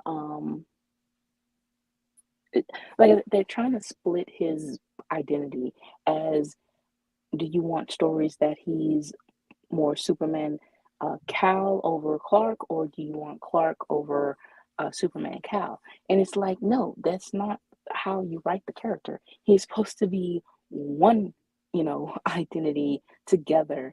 And Mhm. yeah, sure, he acts a certain way with different people, but at the same time, just that whole separate identity thing, or this whole I am only human type thing, I really don't get and don't like. I don't like how Rebirth made it seem like, with especially with Jor-El, that the that Krypton is just like this desolate planet that no emotions whatsoever. But at the same time, Jurgens, when he was rewriting things and cherry picking, it showed that Krypton did have a little bit of diversity, but it still was like Clark So it was all wasn't robots. appreciative. Yeah, he wasn't appreciative of his heritage at all. He just wants to um, have this regular life, this American pie, apple pie eating, white picket fence on a farm type thing, and be Pa Kent 2.0.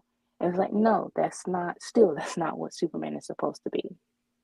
Exactly. It's not that. All right, Barry says, oh, yeah, Jared, what you said earlier about Hal being flirtatious but still loving Carol at the end of the day was done perfectly in the animated series. Yes, by the way, Brit, watch that animated series. Barry Allen says, if Absolute Superman and Wonder Woman get together, I'll be annoyed if Clark, Diana, and Lois just gloss over it. They probably will. Well, there is a reason why Rebirth Superman fell apart. Yeah, it's because the book was crap. Yeah. That's what I'm I going to mean, tell. That's what I'm going to tell you right there. When you read, it's kind of funny, Britt, is that I got a bunch of like Rebirth books in the dollar bin at my comic book store. Most of them are the Rebirth Superman books, and I'm flipping through these and I'm reading through it. I'm like, some of this I like. Okay. And then what made me throw the book in is like, obviously I had bought it, so it was mine to throw. I saw the scene when Diana says, "No, it's not weird, Lois. It feels true." And I'm like, "God damn it." yeah. I mean, everyone pretty much knew that that was a it was totally a moment of using Diana as a mouthpiece. I mean that, and it's pretty pathetic to me that you have to use the characters that way. It's nothing natural about a relationship like Particularly that. Diana. That's the purpose. That's why she is the third member of the Trinity. I'm convinced, Britt. She's the third member of the Trinity just so they can use her as an authoritative mouthpiece to talk about how Clark belongs with Lois.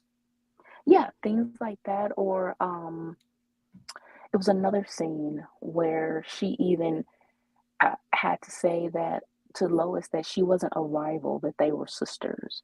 And it's kind of like, you're very heavy handed with trying to make it seem like they, um, you know, this relationship, you could have been a bit more mature about it. And Mm-hmm. that's the thing, these writers are middle aged. And I'm pretty sure that they've gone through life with multiple relationships. It's kind of like, why can't you do the same thing with these characters? And Well, that's what I'm again, saying. here's the thing. My issue, and I've said this, DC should make it a policy eventually of rotating these older writers out because they don't know what brings in the new audience into comics anymore. Because if they did, they wouldn't have sabotaged the new 52.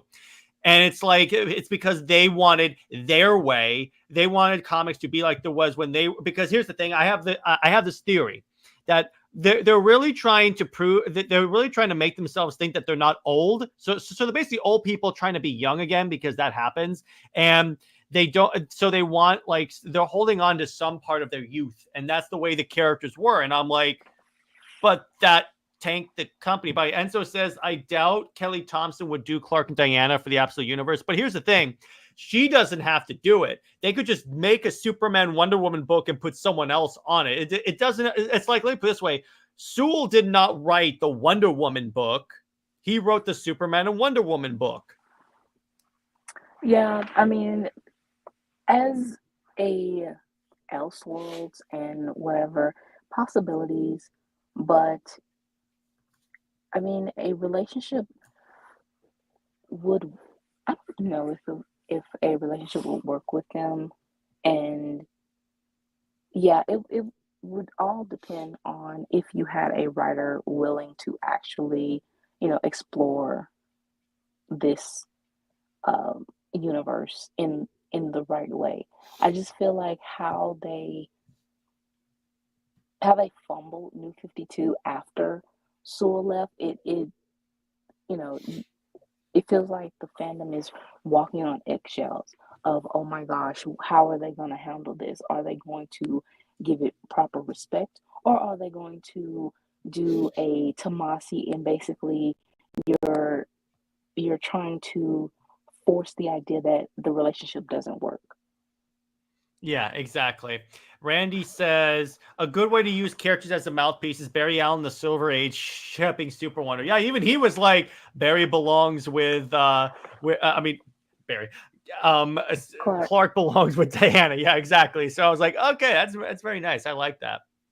But by the way, another thing I want to mention here, Brit, for this, I just remembered this. So when this happened, when Carol left, her fiance became so distraught that he became another Right. lantern. He became the sad lantern. That's literally what it is. I was kind of confused. It's a little lame because I'm sick of them trying to add lanterns. He Who Must Not Be Named did that, but no one references it because no one references He Who Must Not Be Named.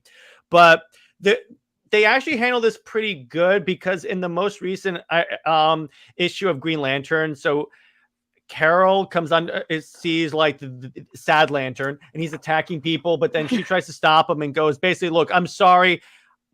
I thought I loved you, but she basically, actually, you know what? I can pull up that issue because I have it. Let me pull that up. That is so funny, the sad lantern.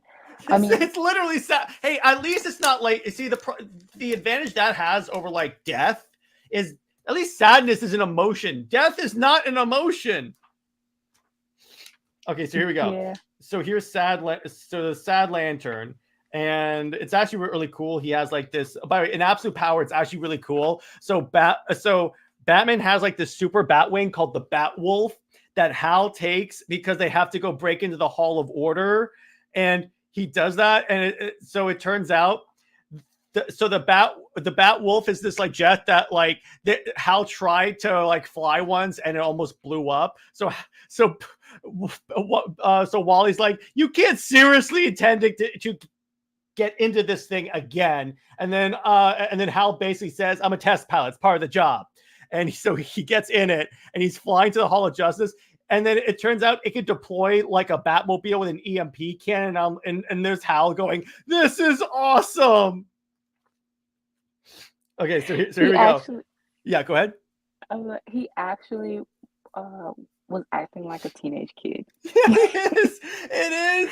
So what you see here is like so Carol, so the sad lantern is like, after everything he's done to you, after all the heartbreak, all the tears, and you still went back to him. Why?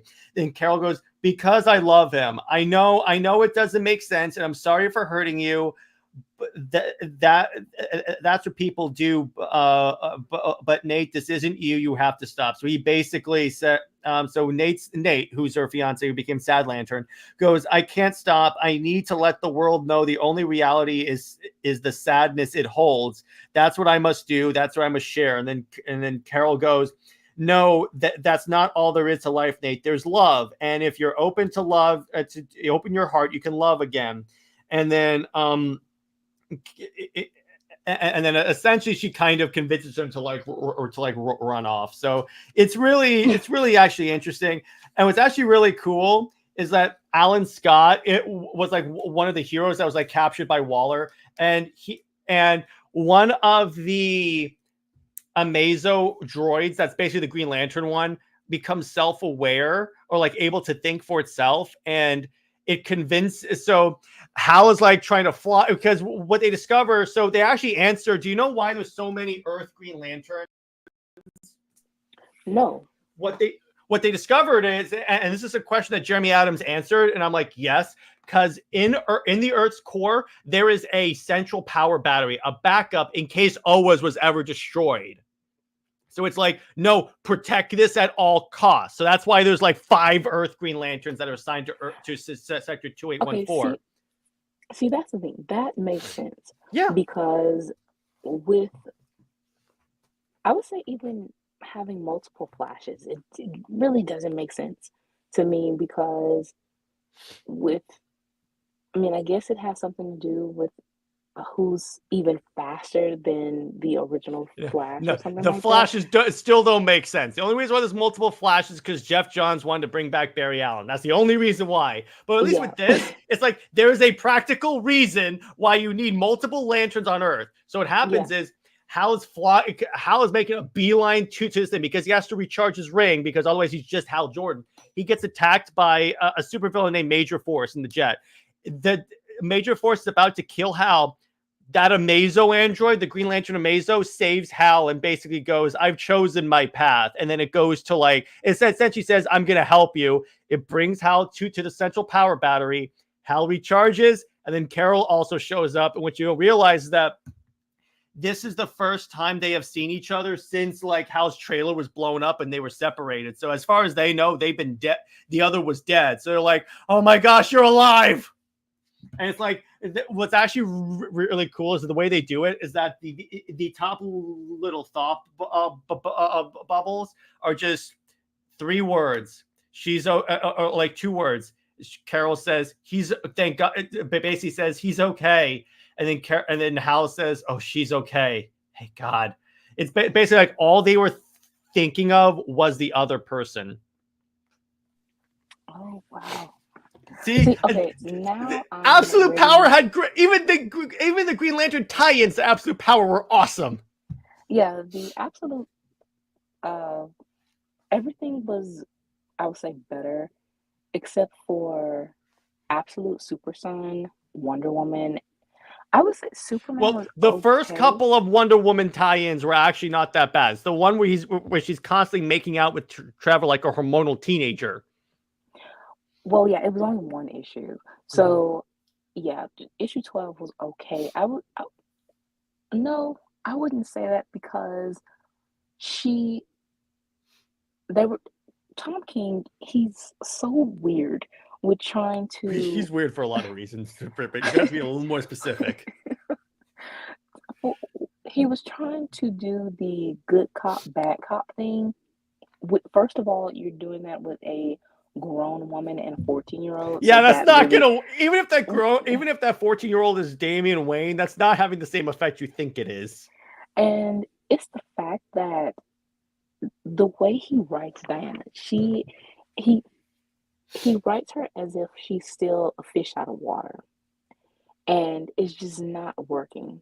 And then the way he writes Damian is kind of like Damian is so quick to turn to violence as well. Yeah, and that's not what Damian is. In fact, even another Dawn of DC book that was superb, Brit, is Batman and Robin. And you see, so Batman and so Robin moves back in with Bruce at his little brownstone. And what's cute about this run is that you see Bruce trying to be a father to Damian, not just as Batman, but actually be a father to him. And be like, and give Damon the love that he was starved for. It's actually really cool. In this most recent 2 issues by Williamson, they did this whole thing where the one person Damien messes the most is Alfred, because what Williamson retcons is that from when Damien first showed up in DC Comics to now, Alfred has always been that one person that constantly reminded Damien that he was loved. Yeah. And I'm like, And I shouldn't be crying from a Batman book. that's the thing. What Oh, actually, confuses wait. me. Randy has a good question. Who's weirder, Tom King or Grant Morrison? Tom King, because at least Yeah, Grant Morrison has more occasions when he writes the characters in character. and the reason why Tom King is weirder is because first he has like this one-sided beef and it creates this competition in his mind of past writers. Like he's trying to be like that writer, but does the total opposite and destroys the characters. I mean, Mm-hmm. from him trying to uh, write the Watchmen characters and Mm-hmm. be an Alan Moore, or Alan Moore does not even want to be Alan Moore anymore. or trying to write Wonder Woman, and he said that I think it was at the wake of George Perez. Yeah. He he said that he felt like he was being called out and He's being challenged, challenged, essentially. and I'm kind of like, no. It's kind of like, how did you make? Honestly, that to me was very disrespectful, and it was like, how did you make someone's wake, and as one of the most profound Wonder Woman writers, how did you mentally make this about you? It's Tom King. He always does that. So Yeah. next up, so what Britt and I always do with these pairing things is we like to do like if we did a crossover between SuperWonder and this couple, what would we do? So we're gonna go and do that. So what would we do here? So the minute I see like Maxima involved, I'm like, oh hell yes, because I love Wonder Woman teaming up with Maxima. But who is this character, Britt, that you sent named Evilis? Okay, so this is a Golden Age Wonder Woman villain. Oh, Yeah, so she actually wanted, I think, Wonder Woman as a slave for her. But of course, I wanted to turn it more into she wanted men instead. And I think she did try to, in what I read, um, try to have Steve as well. So yeah, so it's just basically her taking um, Clark and Hal, as her servants.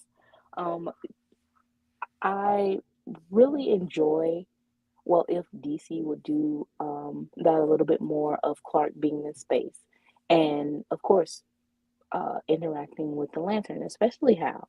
And I think that they will have a very it's kind of like those siblings that fight a lot, that they have like this distance, but at the same time, Clark and Hal can be seen as brothers.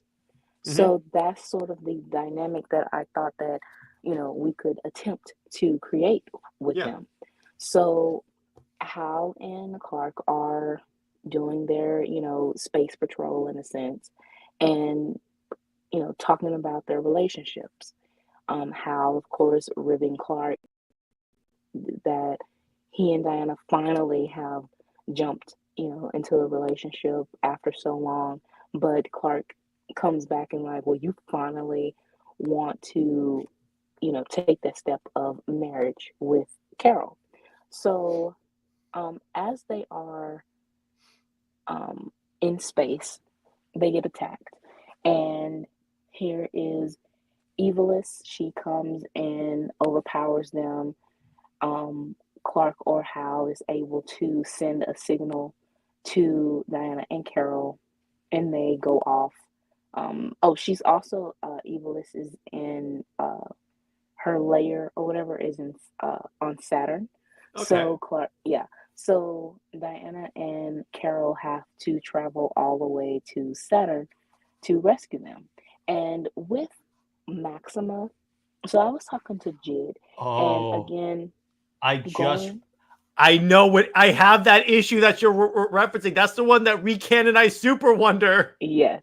So this same fan, very annoying fan, decided to say that Power Couple, he he basically wanted to belittle the story itself, of course.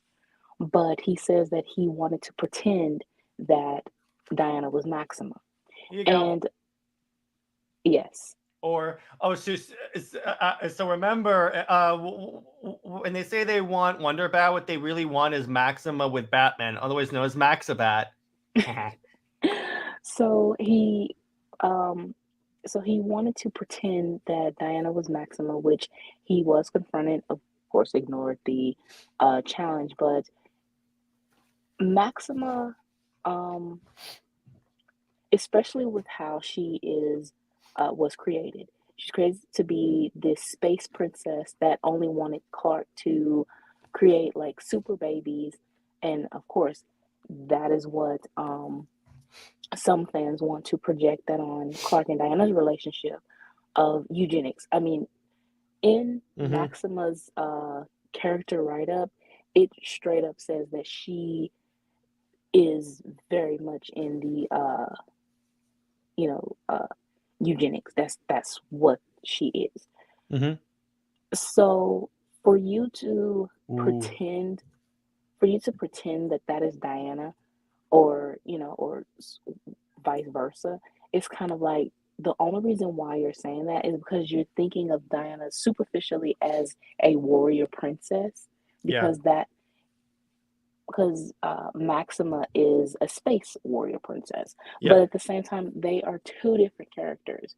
Diana is much more, she's not even about romance or relationships. That's number one. So, how can you pretend that Diana is Maxima or try to change their character? So, with Talking Jid, it's also the fact that Maxima was created to, of course, be a stepping stone for Lois, and to say even the most powerful, uh, in well, one of the most powerful women in the galaxy wanted Clark, but he didn't want her, and it how Maxima was so obsessed with him and everything like that. So for this story, it's basically changing that. That yeah, sure, Maxima might have taken a liking, a crush on Clark, but she moved on. You You know, could also have this be like the start of not really a friendship between Diana and Maxima, but maybe a mutual respect. Where right? like she goes, "You handle yourself well." But Barry Allen has a great idea for this. Would be cool to see Hal and Clark get separated. That in order for them to find him, Diana borrows Carol's ring and does the whole "find the one you love" thing, because that's another power of the Star Sapphires. If you put it on, it will bring you to the one you love most. That will be that is actually good. I'm like, that is fantastic. I'm like, That is wow. wonderful. Yeah. Yeah. And by the way, Barry says, Jared, I'd also say reference Superman, Batman, World's Finest 30, because yeah, you can't tell me there wasn't something in there when like she's really close. You can kind of see a kind of a whisper in her voice when she goes, "Oh, you're making me blush," and I'm like, Wade, Wade. My gosh. Oh my gosh. And yes, Superman would be Blue Lantern for Hope. The cool thing about the Blue Lanterns, by the way, is that they are very weak in terms of offensive power, but they supercharge the rings of everyone around them. So they're more of a support Lantern Corps. Yeah. I, okay, now we actually have to write this. Yeah, I'm thinking we may have to, and yeah, I'm thinking. You know what? I'll talk to you after this because there's some ideas I have that involve this. So now let's talk. Some people brought up Absolute, so let's talk about this. So the Absolute pre-order numbers for Wonder Woman are superb, like Yeah. 150,000 for a Wonder And Woman book. For a and Wonder Woman book. I have to emphasize that because it's a book that it's an IP that DC doesn't care about. right, right. And it seems that this was it broke numbers, higher than even Tom King. Thinking that Ha! Tom King being controversial and everything. Of course, DC would think that, but no, it seems like this book will um, surpass and outsell Tom King's number one, of course. And I love And how she's doing a Wonder Woman versus the U.S. government story at the same time Tom King is. So we could say, someone's doing your story way better than you are. By the way, can I say exactly, this? The more I look at the art of this, I wasn't sold 100% when I saw like the marketing pictures. I love the art for Absolute Wonder Woman, like, and the colors on the snake and the demons. Yeah, I'm all in for this. This just looks so good. yes, this is like you said. At first, the art, I was like, but with seeing the artwork itself and the interior, yeah, this works. It looks so And pretty. and the her backstory, and well, will it be a spoiler? I mean, it's already kind of like out. Do Uh, do you want to say it or do you want to wait? okay, Because we could wait. I'll wait. But who her mother is, it makes sense Hmm. in a sense of how this Wonder Woman is the princess of hell, raised in hell. It honestly makes sense, and this is the type of um, twist that you would want in a story, Yeah, and the way that how you think of this character in the main universe, and then how you see that connection of who she is with Diana in this universe, it's kind of like, oh my god, why has no one ever done this before? and by the way, the other thing I really like, look at her skin tone. Perfect. So then we Yeah. get to I had to say that. So that, yeah, 150,000 stuff. So a comic book store owner, I assume, goes, let me Yeah. gush a little more. Hayden Sherman is a superstar, a great artist. I love seeing his star rise higher and higher. We shot over a comfortably large number, which incidentally is higher than any other Wonder Woman book we've ever ordered, including both King's Wonder Woman 1 and Death Metal 1. That's significant because King was pushing it like, oh, we go into 3 reprints for Wonder Woman. Pre-order Which I don't even think that subscriptions. happened. I don't think it does. A lot of series of number ones go for multiple printings. But what is unusual is when, like with Transformers, where it's going on its 9th reprinting.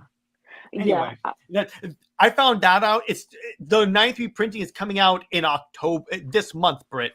So I'm like, it's Wow. still being reprinted. My pre-order subscriptions for this were higher than King's one, which is great to see. The book is hopefully draw more people to Diana. Yeah, because when you have, because again, I've said that. Now here's the thing. I want to see if those numbers stick. Like, I understand there's going to be like a second issue drop off because that always happens.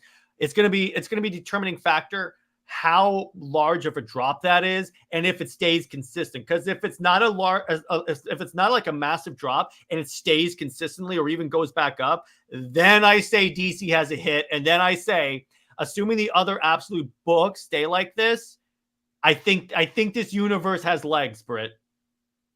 It has legs, and it's probably going to overtake the main universe for sure. I would love that because I was talking about this with Talati on a movie night today, and we said that what I could see happening.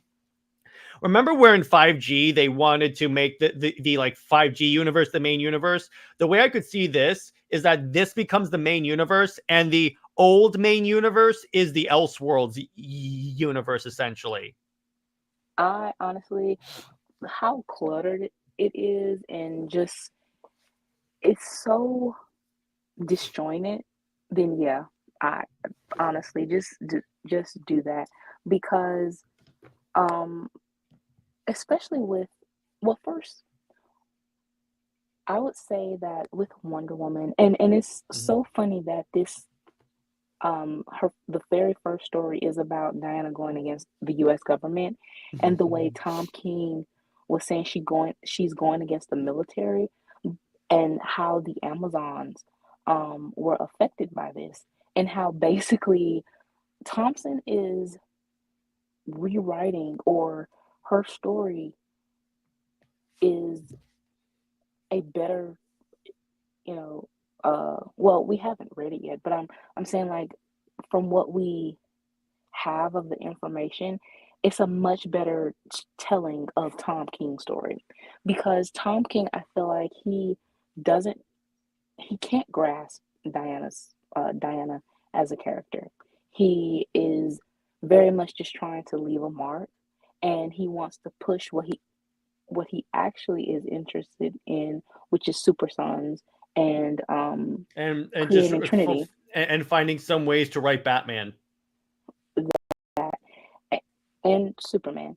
Hmm. But he also, there was a quote that he said, a lot of Wonder Woman um, comic runs, they more focused on Diana's love interest or her I saw that, and I'm like, cue the pot calling the kettle black. right, or the villain, and it's kind of like, okay, you're doing both at the same time. You have the issue that's coming up next week is, what's the point? The title of the issue is, what's the point of Steve Trevor? And you are making this, first of all, if Wonder Woman is going against the military, and how this is supposed to be about her kind of confronting the conflicts in with Steve, the fact that he's in the military and he hasn't done anything like directly to help Diana, and there's no emotion with what happened to her sisters. I mean, the military, the government has either put them in a prison, killed them, or made them go back to the mascara. And we don't see Diana's actual reaction to that. And now King is all of a sudden making the story about Steve and his importance to Diana, which I really don't see the importance. I see him as her first experience, as a friend. Maybe he can be a love interest for a very short period of time, but to try to make him seem like this great love, no. And again, for Thompson to take this story, and it's about um, Diana understanding where she actually came from. Even though she was raised in hell, it was still kind of like more to the story. And that she is an Amazon. So where did the Amazons go? That is her primary focus.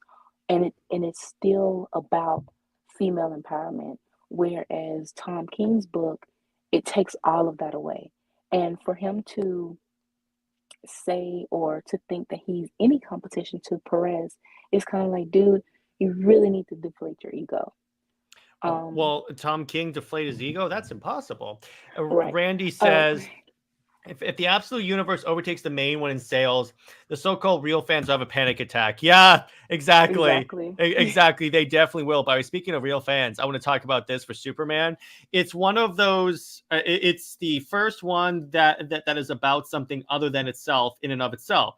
Subversions of the source material with little thematic weight, whereas Absolute Superman finds real meaning in asking what a 21st century Superman would be doing and what capitalist horrors he'd face. Well, of course, they have to turn into an anti-capitalist message, but still. And I will say, refer back to what I said about Absolute Wonder Woman's art being awesome, because Absolute Superman's art is freaking badass.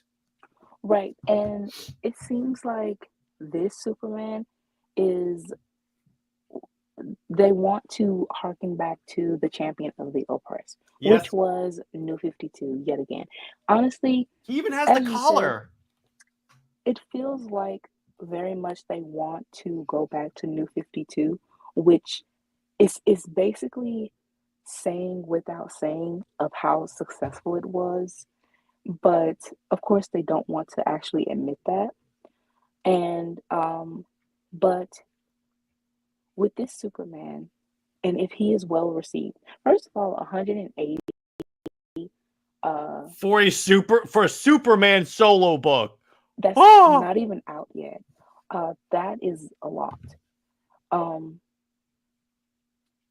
it is questionable sometimes that I think that at first the Wonder Woman book kind of had far more like I think this is how you separate the internet and actual interest in regards to retailers and the stores because Wonder Woman, Absolute Wonder Woman, tons of fan art, lots of talk about the book and her character design and everything like that.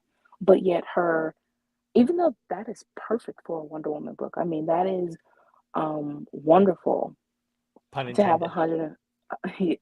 150K. Yeah, yeah. For a book that sells as bad as Wonder Woman, yeah, that is massive. It would be hilarious if like, so you know how they always say, well, Wonder Woman by Tom King's in the top 50. It would be hilarious if like the absolute books are like in the top 20 or top 10. Right. Um, so with that, it still feels like a double standard and hypocrisy that if this is well received, it's kind of like, okay, this is what New 52 was conveying in the first place, but you all complained. But And it could be. But here's the thing, Britt. This could. I know it's not going to inspire everyone, but maybe this does inspire more people to revisit that era of DC and realize why it's actually really good. right. And also, the fact that they are saying that they want to know of a 21st century Superman, again, that is really New 52 That's Superman. real. That's literally what that and Zack Snyder's Superman was. And by Randy brings up the good point. The next piece of the puzzle is Superwonder. And I've seen people say, if it's an alternate universe, why don't they just go ahead and throw that in there? Because it's an alternate universe. It's not. If you want Clois, you can read the main book. Because if Superwonder It's outsells competition. Clois, It's competition. I know they're very yeah, like, they yeah, don't want the competition. yeah, because we all, let's be honest, when it outsells it, because we already know it will, because it did, like, dramatically. Plus, if these numbers stick, can you imagine? Okay, so we're bringing back Superman and Wonder Woman for the Absolute Universe. Can you imagine the sales for that? Yeah, I mean, if they want controversy and, but you don't want it as a gimmick though. You want an actual story. Which there Um, might be. And I will say, Jason Aaron is an interesting writer because I've read a bunch of his Marvel stuff. He had a pretty good run on Thor. He and he actually has been doing some fantastic stuff at DC. And he's kind of a controversial writer. I mean, he kind of ruined the Punisher as a character. However, I think that since he doesn't have to change anything with Absolute Superman, I think that he could actually be a lot of these writers are gonna have the advantage of they don't have to worry about the way the character was seen previously because this is an Elseworlds version of the character. Granted, they do have to stay consistent with certain like ways the character would react because ultimately it's still Superman, still Wonder Woman, and we're not in Injustice. Thank Christ. Can you imagine if they made that the absolute universe? I'd be like, God damn it, no. I'd be like, no, by Brit, we have to do a story where we fix injustice. That has to happen at one point. oh yeah, But definitely. but Um, yeah, go ahead.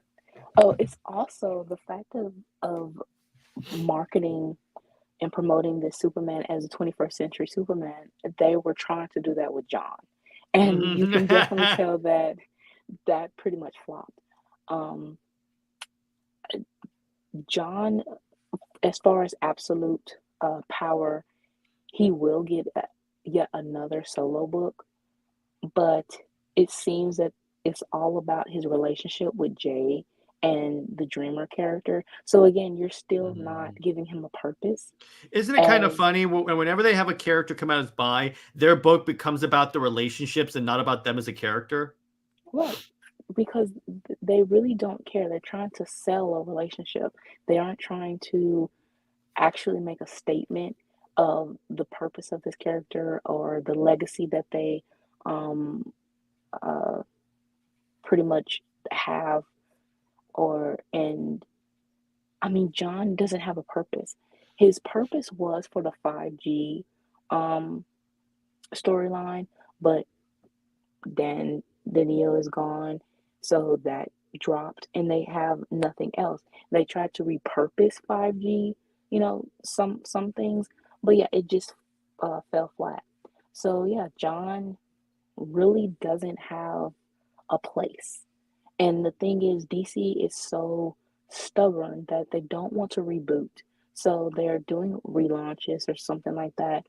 And it just feels like they're trying to, they're pouring a lot of sugar in the tea. And, I know what you're referencing. and, yeah, it doesn't taste good at all. Not at all. Um, so yeah, for this Superman, I hope that it would work because we need a Superman from the 21st century. We don't need main universe Superman that's basically like this status quo stagnant dad like. Even the super twins, like in the latest Action Comics book, uh weekly for Mark Waid, he doesn't even reference them at all. Like they just kind of disappeared. And I think even in Williamson book, it seemed like they just disappeared.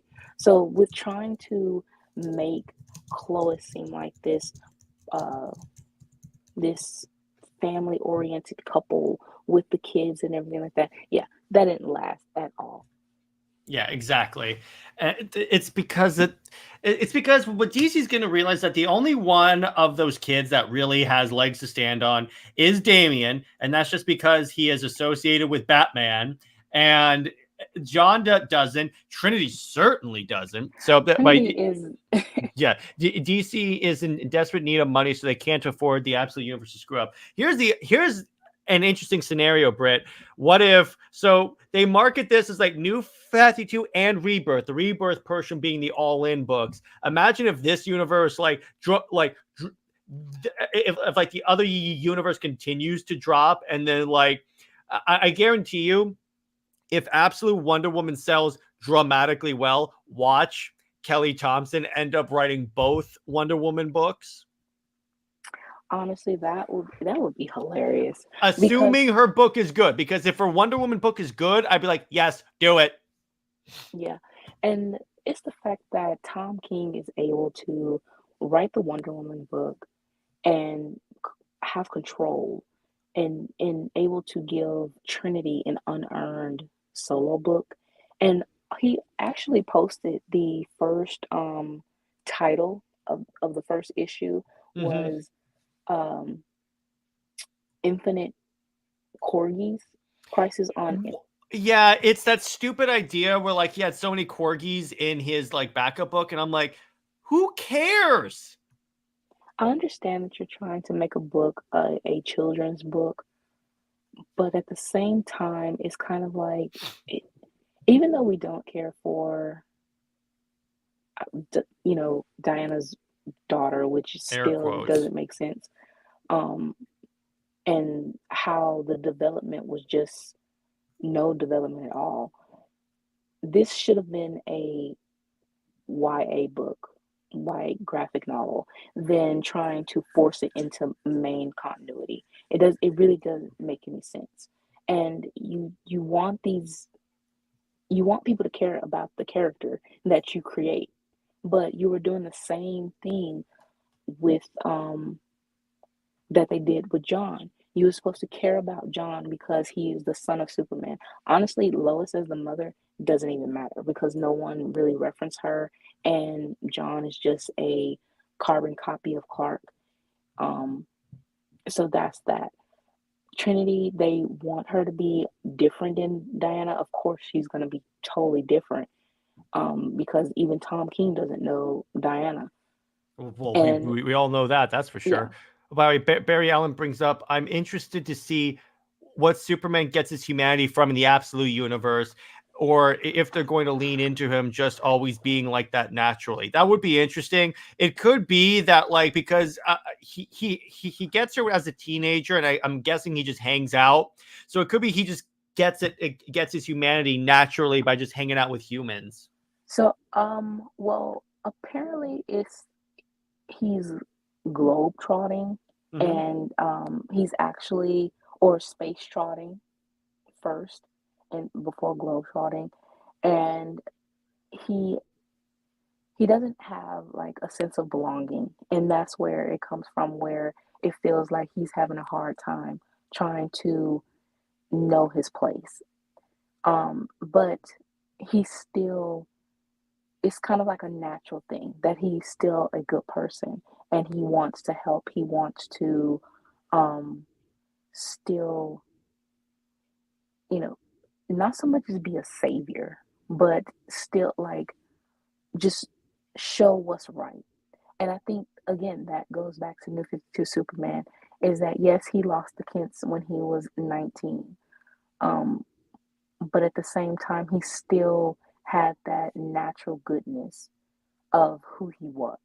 And that's the thing about this universe, is that when you take away everything,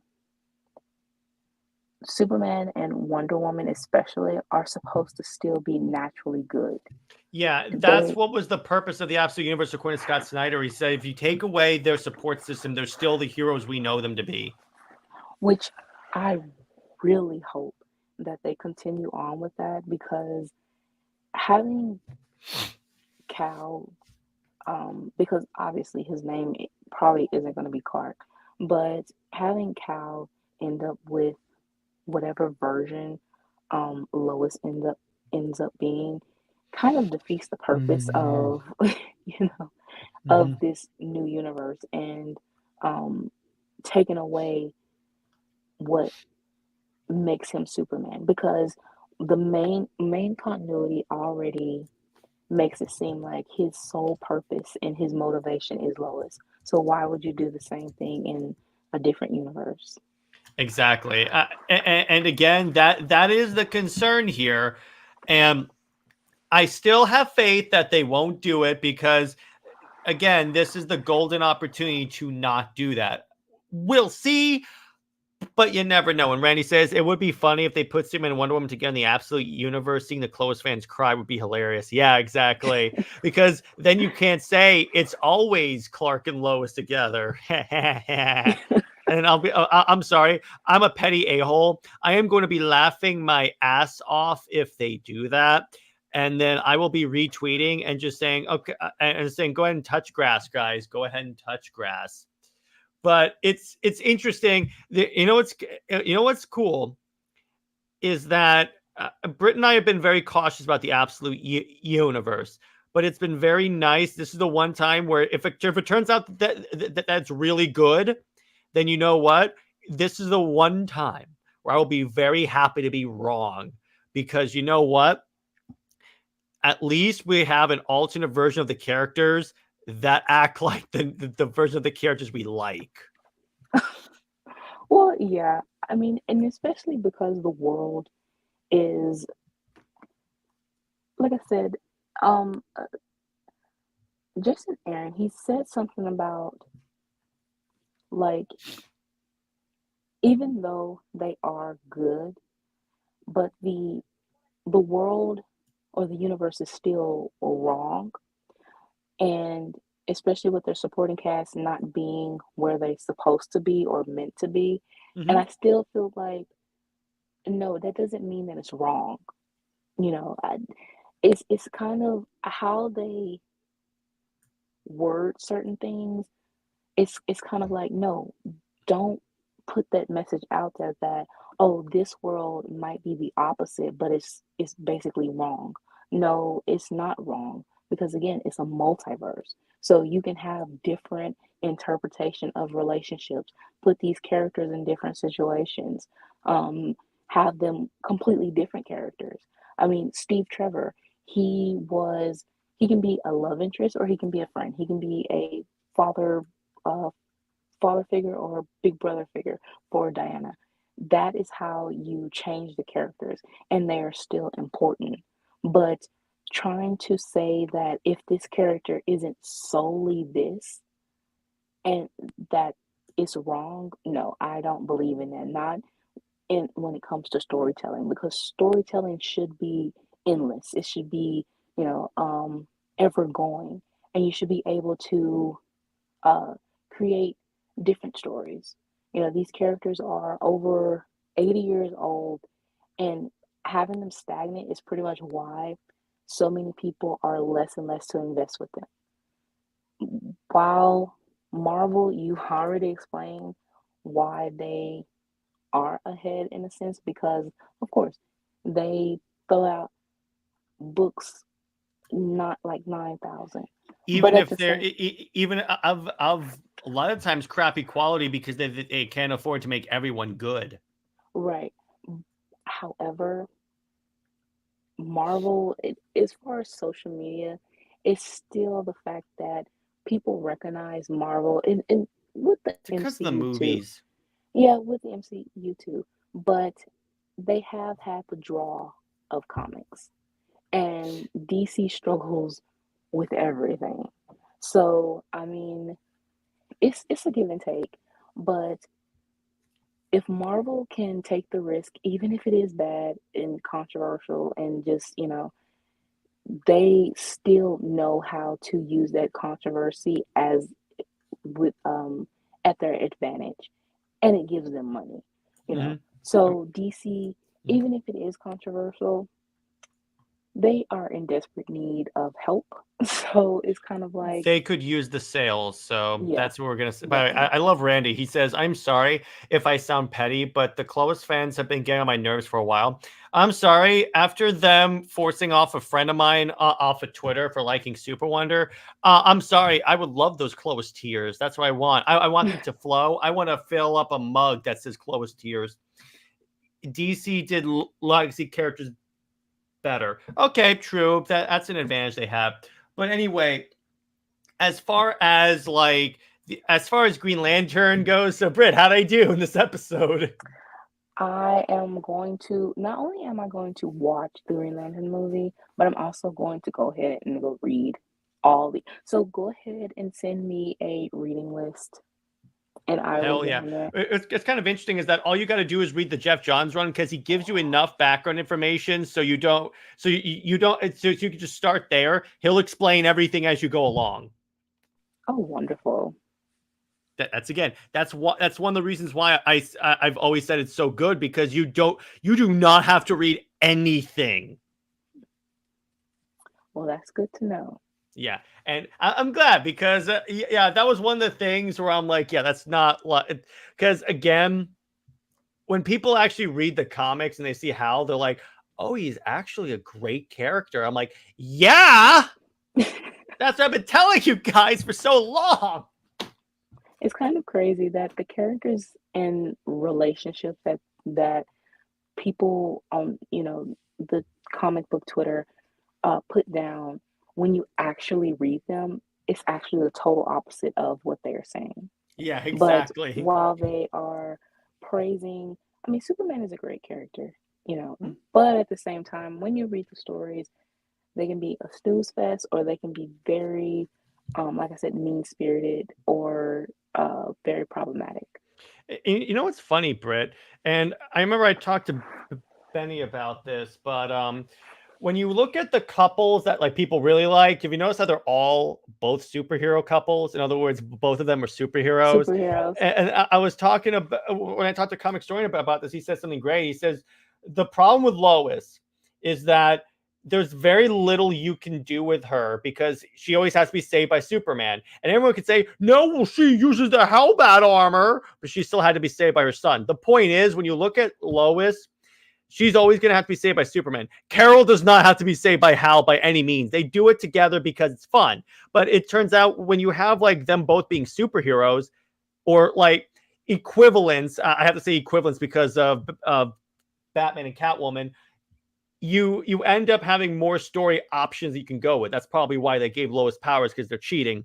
But it's like if you Right. notice the I iconic, was just, if you notice, Britt, the iconic couples, particularly the ones we've talked about, Hal and Carol, Aquaman and Mira, they're all like ridiculously powered characters because because there's so much fun you can have with that. and even with giving Lois powers, it's not like she's getting powers that are different. Yeah, He was getting exactly. It's like when you look at like Hal and Carol. Yeah, they both have rings, but their rings are powered by two very different things, so they're different enough. Aquaman and Mira have different powers. Superman and Lois, exact same goddamn powers. Superman and Wonder Woman, very different Very as far as different point of powers. view, very different powers is with even they can fly, have strength, whatever. But Diana, she uses she's more mythical, magical, and Clark is more on the scientific spectrum. Um, Batman and Catwoman, they are two sides of the same coin, which is basically well, main continuity, Bruce, um, you know, having a mansion and everything like that. Selena growing up on the streets of Gotham, but they still both love Gotham. And she's basically like this gray character, and but she gives Bruce that kind of like real depth uh view of Gotham. You know. And So we will talk about that because I believe if you want to announce it, what's oh yes. what's next week's episode? Our next episode is talking about Batman and Catwoman in depth of their relationship and how they are basically the night to SuperWonder's day. Yeah, that's actually a fantastic way of saying that. That actually works really well. But Enzo says Lois is more of a weakness for Superman for plot reasons. Diana and him. Because here's the thing, and I will say this was one of the best parts of the DCAU. Yes, I'm going to compliment it. In that Wonder Bat scene. Yes, I'm complimenting that scene where Batman goes. If people knew I had someone I cared about, they wouldn't try. They would go to great lengths to hurt her. And then Wonder Woman just crushes a gargoyle. And then Batman goes, point taken. That's what it is, because it's like, if it's like, if it comes out publicly that Superman is with Wonder Woman, who is going to really try and kill Wonder Woman? And the thing is, that is one of the things that makes a writer challenge, give themselves a little bit more of a challenge. Is if you have two equals, how do you challenge them as individuals and a couple? And that is pretty much why, you know, some writers or most writers avoid that, is because they want to have that safe zone of, oh, if Lois get in trouble, you know that Superman is going to save her. Yeah, exactly. That's again. I was reading War World Saga, and this is what really solidified my hatred for Lois. It's when I was reading War World Saga, and I'm reading it, and then Lois is in danger, and I go, "So he's gonna save her. So why should I care about this?" Right. Because It's it'd be one thing if they let Lois die, but they're never going to do that. So I'm like, there's zero tension here. Right? Barry says, even romantically taking power out of it, as people, Lois visibly gets more out of the relationship than Clark. Diana gets just as much as she took with Clark. Yeah, because when you think about it, Lois got a career advancement because she was dating Superman. That's ultimately why. Diana gets Diana and Clark both get a partner that understands them. Lois will never understand fully Clark. well, that's probably why they're giving her powers, is for her to finally understand what it means to be a hero and with superpowers. And honestly, again, that is pretty much a cop out. And she doesn't truly understand. It's more than powers, though. It And is wait, about they'll do even more. Here's what they'll do to make you try and like Lois. They'll have it where she voluntarily, at the end of the arc where she has powers, she gives up her powers, saying, I'm good as a human. So they can also crap on Superman's being Kryptonian. right. That I honestly believe they will say something about having powers, or yeah, his heritage as a Kryptonian. And I honestly, I mean, if you have to do that to make this relationship work, and that's all they do is down Clark's powers and his heritage for this relationship to work. I mean, he has to be characterized as this dork, you know, that has a low IQ level. Um, He's a big galoot, if you could say. Oh, I can't stand that. I know. By the way, Randy, why is Lois in World War? She has no business being there. She was in the pre when Clark goes to War World. But I remember there were fans that wanted her to show up on War World, and I'm like, why? What is she gonna do? Why? I'm like, I even saw. Wait a minute here. Yeah, go ahead. What's also excuse me, interesting was that when for the Absolute, when they were talking about introducing the characters, the interviewer already was talking about like, oh, so will we see the romance? And it's kind of like, if Lois is supposed to be independent, why is it automatically that she is to be a love interest?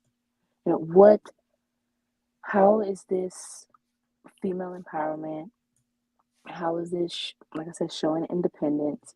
How is this feminism or anything like that?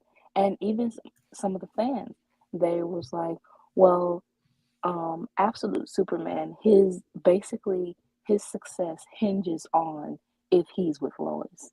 And I'm kind of like, no, that is totally the wrong way to go about this. You know, we need a Superman who, like in the preview pages, shows that he is the champion of the oppressed, or the man of the people. Even if he is going through hardships of not being accepted, he is still a good-natured person without Lois. Yeah, that you are validating injustice. Yeah. By the way, I love Barry Allen's comment. When the biggest thing you could say Lois gave Clark is a son, you know you have an issue. Not to sound sexist, but congrats, she has a uterus. So does 50% of humans on Earth. Oh my God. You know what? That wins comment of the week. Jeez. You know what? Honestly, I've seen a lot of those comments. That is great. That is the best comment. Yeah. Congrats, Barry. Oh my gosh. Oh, that broke me. Oh God, that's so good. Yeah. Congrats, she has a uterus. Yeah. Oh God. I mean, with Rebirth, she was a glorified housewife. So, she basically gave up her career. If Lois is supposed to be this independent career woman, giving up her career to, be a housewife and make pies and all that stuff. And make pies. Yeah, that isn't the flex that you want as for your ship. And the thing is, when there was like, well, if Superman and Wonder Woman were, more popular, why didn't they give them the sun? Well, first of all, I don't trust DC to write the son of Superman and Wonder Woman. And in they the first did place. multiple times, as a matter of fact. Yeah, but it depends on the writer. And second, Tomasi admitted that Diana is intimidating and that it's difficult to write her because she demands the spotlight. So you're basically admitting that you prefer Lois because you can put her in the background, which he did. It's lazy. Yeah, very lazy. So unless DC can hire a writer that can truly take up that challenge, like Sewell did. That's like trying to pull teeth, Brit. Randy says, new for 52 Superman has proved Superman doesn't need that dead weight hanging around. Oh, God, that's awesome. That's awesome. I love how now we're calling Lois dead weight. That's awesome.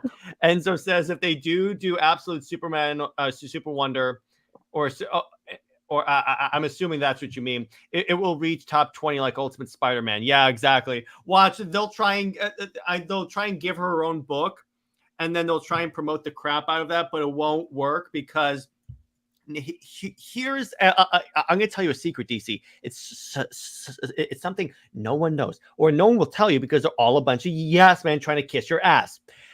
No one cares about Lois. Get this through your head.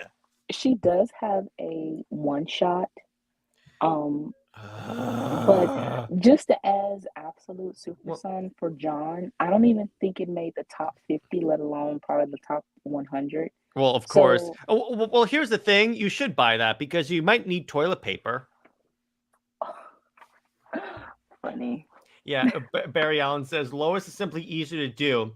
That's also part of the reason why they stick with her, because you have to put actual effort into Diana like Marvel did for Mary Jane. Or actually, here's a good example, and someone brought this up. Isn't it hilarious how Barry Allen can date someone that's not a superpowered person? Everyone loves Iris West. It's because here's the thing. They're very different character wise. Iris is actually a sweetheart and in no way a mean female dog. That's a piece of sugar honey iced tea. The struggles of maintaining a PG rating on this channel, Brit.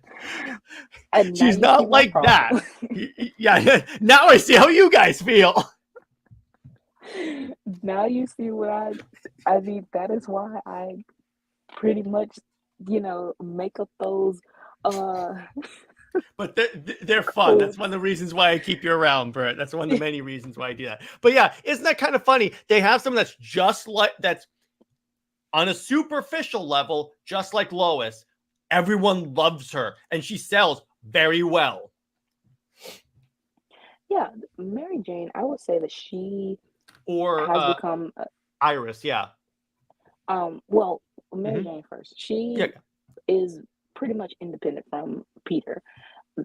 I see um Spider-Man fans always arguing about how they need to be married. And the thing is, They, they they talk do. about, Here's the thing, Britt. I'm going to tell you something to qualify. The way Marvel treats Peter and MJ, okay, I'm going to give you an analogy that'll tell you how screwed up Marvel is. So Peter and MJ are new 52, and then the way they're treated in continuity is DC Rebirth.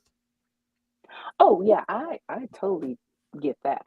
Um, it's just the fact that fans, like, if you want these female characters to be independent, their purpose just shouldn't be, well, who she's married to or who she's dating. And I think that even though Marvel, I, the concept of making her independent works. It's just why or how they're doing it that is awful. Um, but for female characters, it just they need to be more independent, and they shouldn't um be solely, attached like Velcro to the male character. And again, with that thread that was going over the whole New 52, one fan was like, the reason why New 52 failed, quote unquote, which it didn't, um, was that Lois wasn't the focus, or Lois wasn't important, or they say that New 52 was bad because of Lois, and it's kind of like, oh, so what do you mean? It's because Lois wasn't the love interest. And it's kind of like, okay, so you only care for her to be attached to a man instead of having an independent story for herself. That's Yeah, completely the opposite when it comes to feminism, isn't it, Britt? She's exactly. dependent upon a man. Isn't that interesting? It's almost like Right. there's another love interest for Clark that can operate on her own, has superpowers, and is part of another successful franchise. If only that'd be a wonderful example, wouldn't it? Right. Yeah. So, But also, Barry brings up Iris in the comics isn't pushed as this necessary thing to the point you have to argue stuff that simply isn't true for Barry's character to make her seem relevant. She's just delightful, and that's fine. Yeah, exactly. I love Iris exactly. West. Right. That is definitely the point that I was going to make, is that Iris or any other civilian love interest isn't like forced into You don't a have to story give she isn't, Iris character powers for her to be a good addition to a Flash story. or you don't have to have Iris in a Justice League story.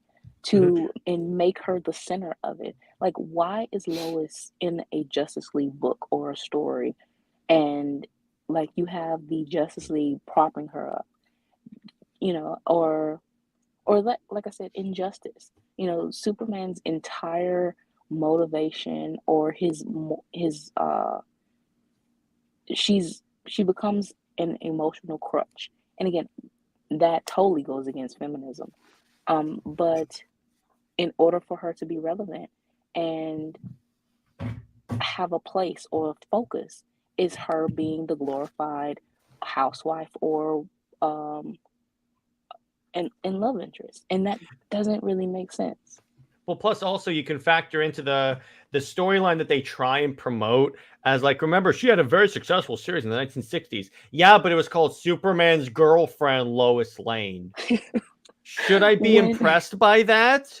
and the premise of that book was for Oh yeah, that's Lois the to one basically, where isn't that the one where Lois was turned into a black woman? and she asked Superman would he date her or marry her, and he Like basically the very like, fact that that's a question. It's like, here's the thing: when they did the whole John is about to tell his parents that he's bi and he's nervous telling Superman. I'm like, hey, listen, dude, I get that this happens to regular people when they come out. I get that. You're dealing with Superman. He's yeah. supposed to be the very fact that that's a question is kind of an insult to how nice of a guy Superman is. And it, again, is going again. They have to make up things and, contrived conflict to make things work, and at the expense of Clark's character. So with John coming out, it was kind of like, mm, I mean, I guess you want that emotional, um, you wanted that emotion, but at the same time, yeah, John should have felt confident enough to just go to his dad and be like, "This is who I am. This is who I'm dating, and everything, and that's it. That's all." Introduce Jay as like any other. So it it does kind of question Clark as a character. Is he truly a good person deep down, or is he, you know, um, like a villain in disguise, like Omni Man Is or he something like secretly that? homophobic? I know. I'm like, why?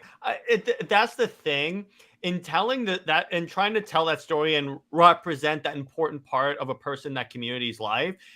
Your character assassinating Superman, who works with people in the LGBTQ community all the time in the Justice League.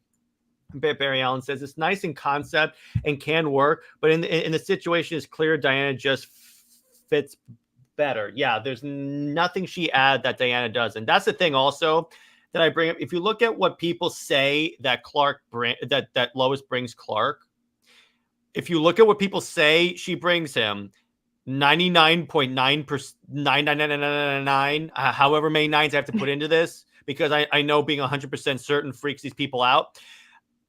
About that percentage of stuff other characters bring to Clark. Yeah. So And and the whole he's not human without Lois. That's an insult to to the Jonathan and Kents. Martha Kent, the most important people in Superman's life. But not only that, but also just everyone that he grew up around in Smallville. I mean, even with the Superman and Lois, that that's uh, the title of the show, and obviously it's about them being together. But the way that they belittle, other relationships, other characters, and everything to prop up this relationship doesn't make sense. Like, it's unnecessary. When we write Clark and Diana together, we, even though it's not deserved, but we still maintain a level of respect for Lois. But if it was any other thing that DC publishes or have as a show, you're guaranteed that another character or relationship will just be done dirty.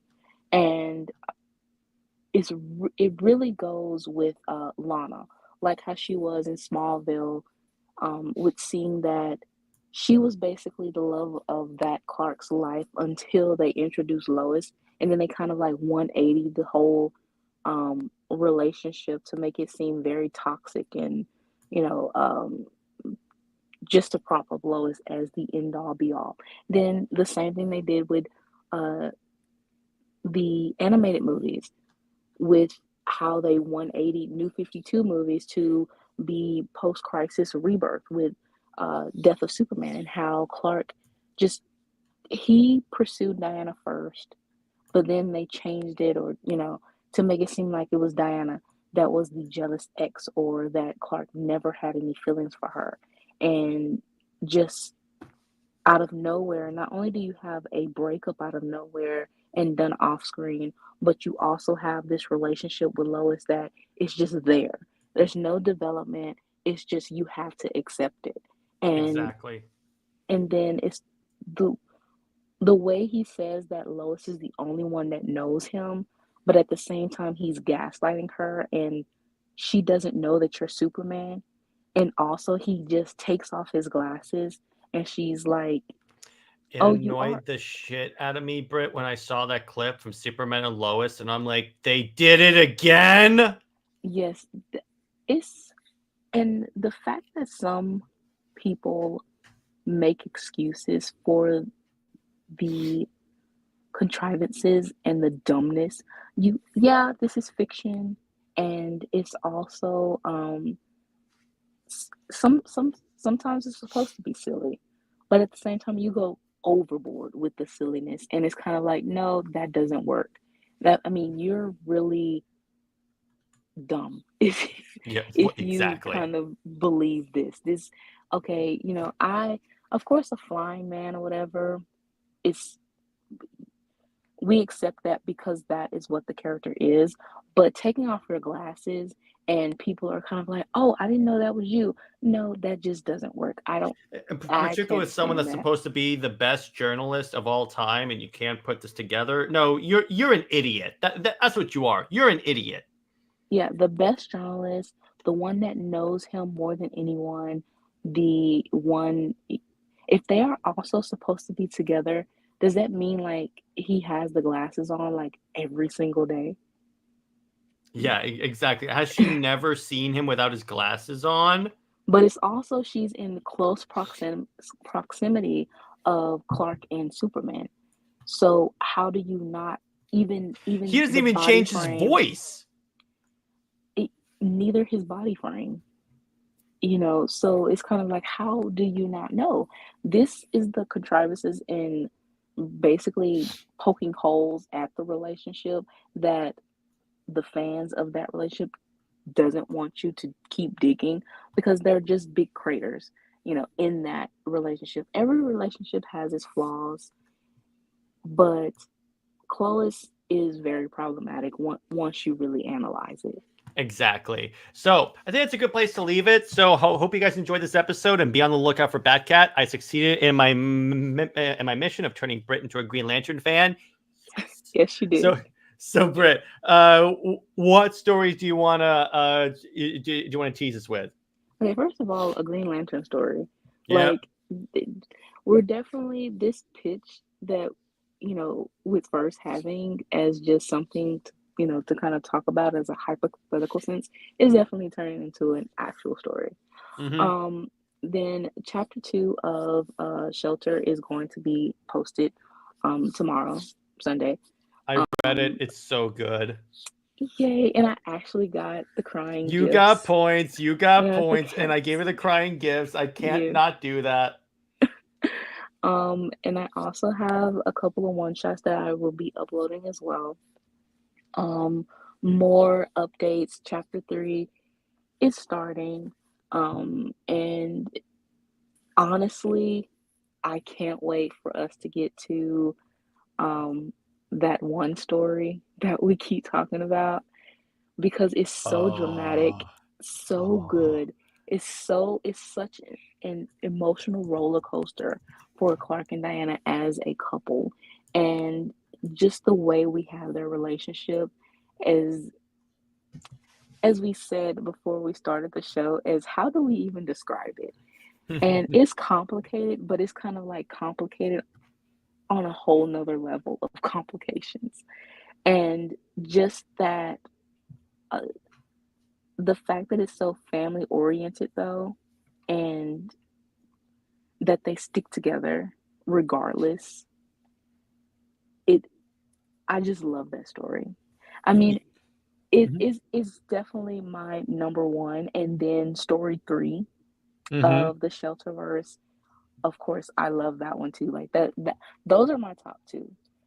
Story one, I love it. Of course, it's the beginning, but the fact that we have created a an entire multiverse of, on our own within, I think it's now a year. It's kind of Yeah, like pretty much. that is wonderful. And to add in these other relationships of from DC's, lore with Hal and Carol or Batcat or Aquamira, you know, to really connect them together with Clark and Diana and to make them all feel like a family too. That is very interesting, and I'm just overjoyed that we have created this universe, and I can't wait to share it with everyone else. Exactly. There's so much that Brit and I have that you guys have no idea what we're planning. So stay heroic, everyone. Remember, Lois Lane is Lois Lane. She belongs to General Zod, and it's Zois and Max about for life. I will see you later. Bye bye.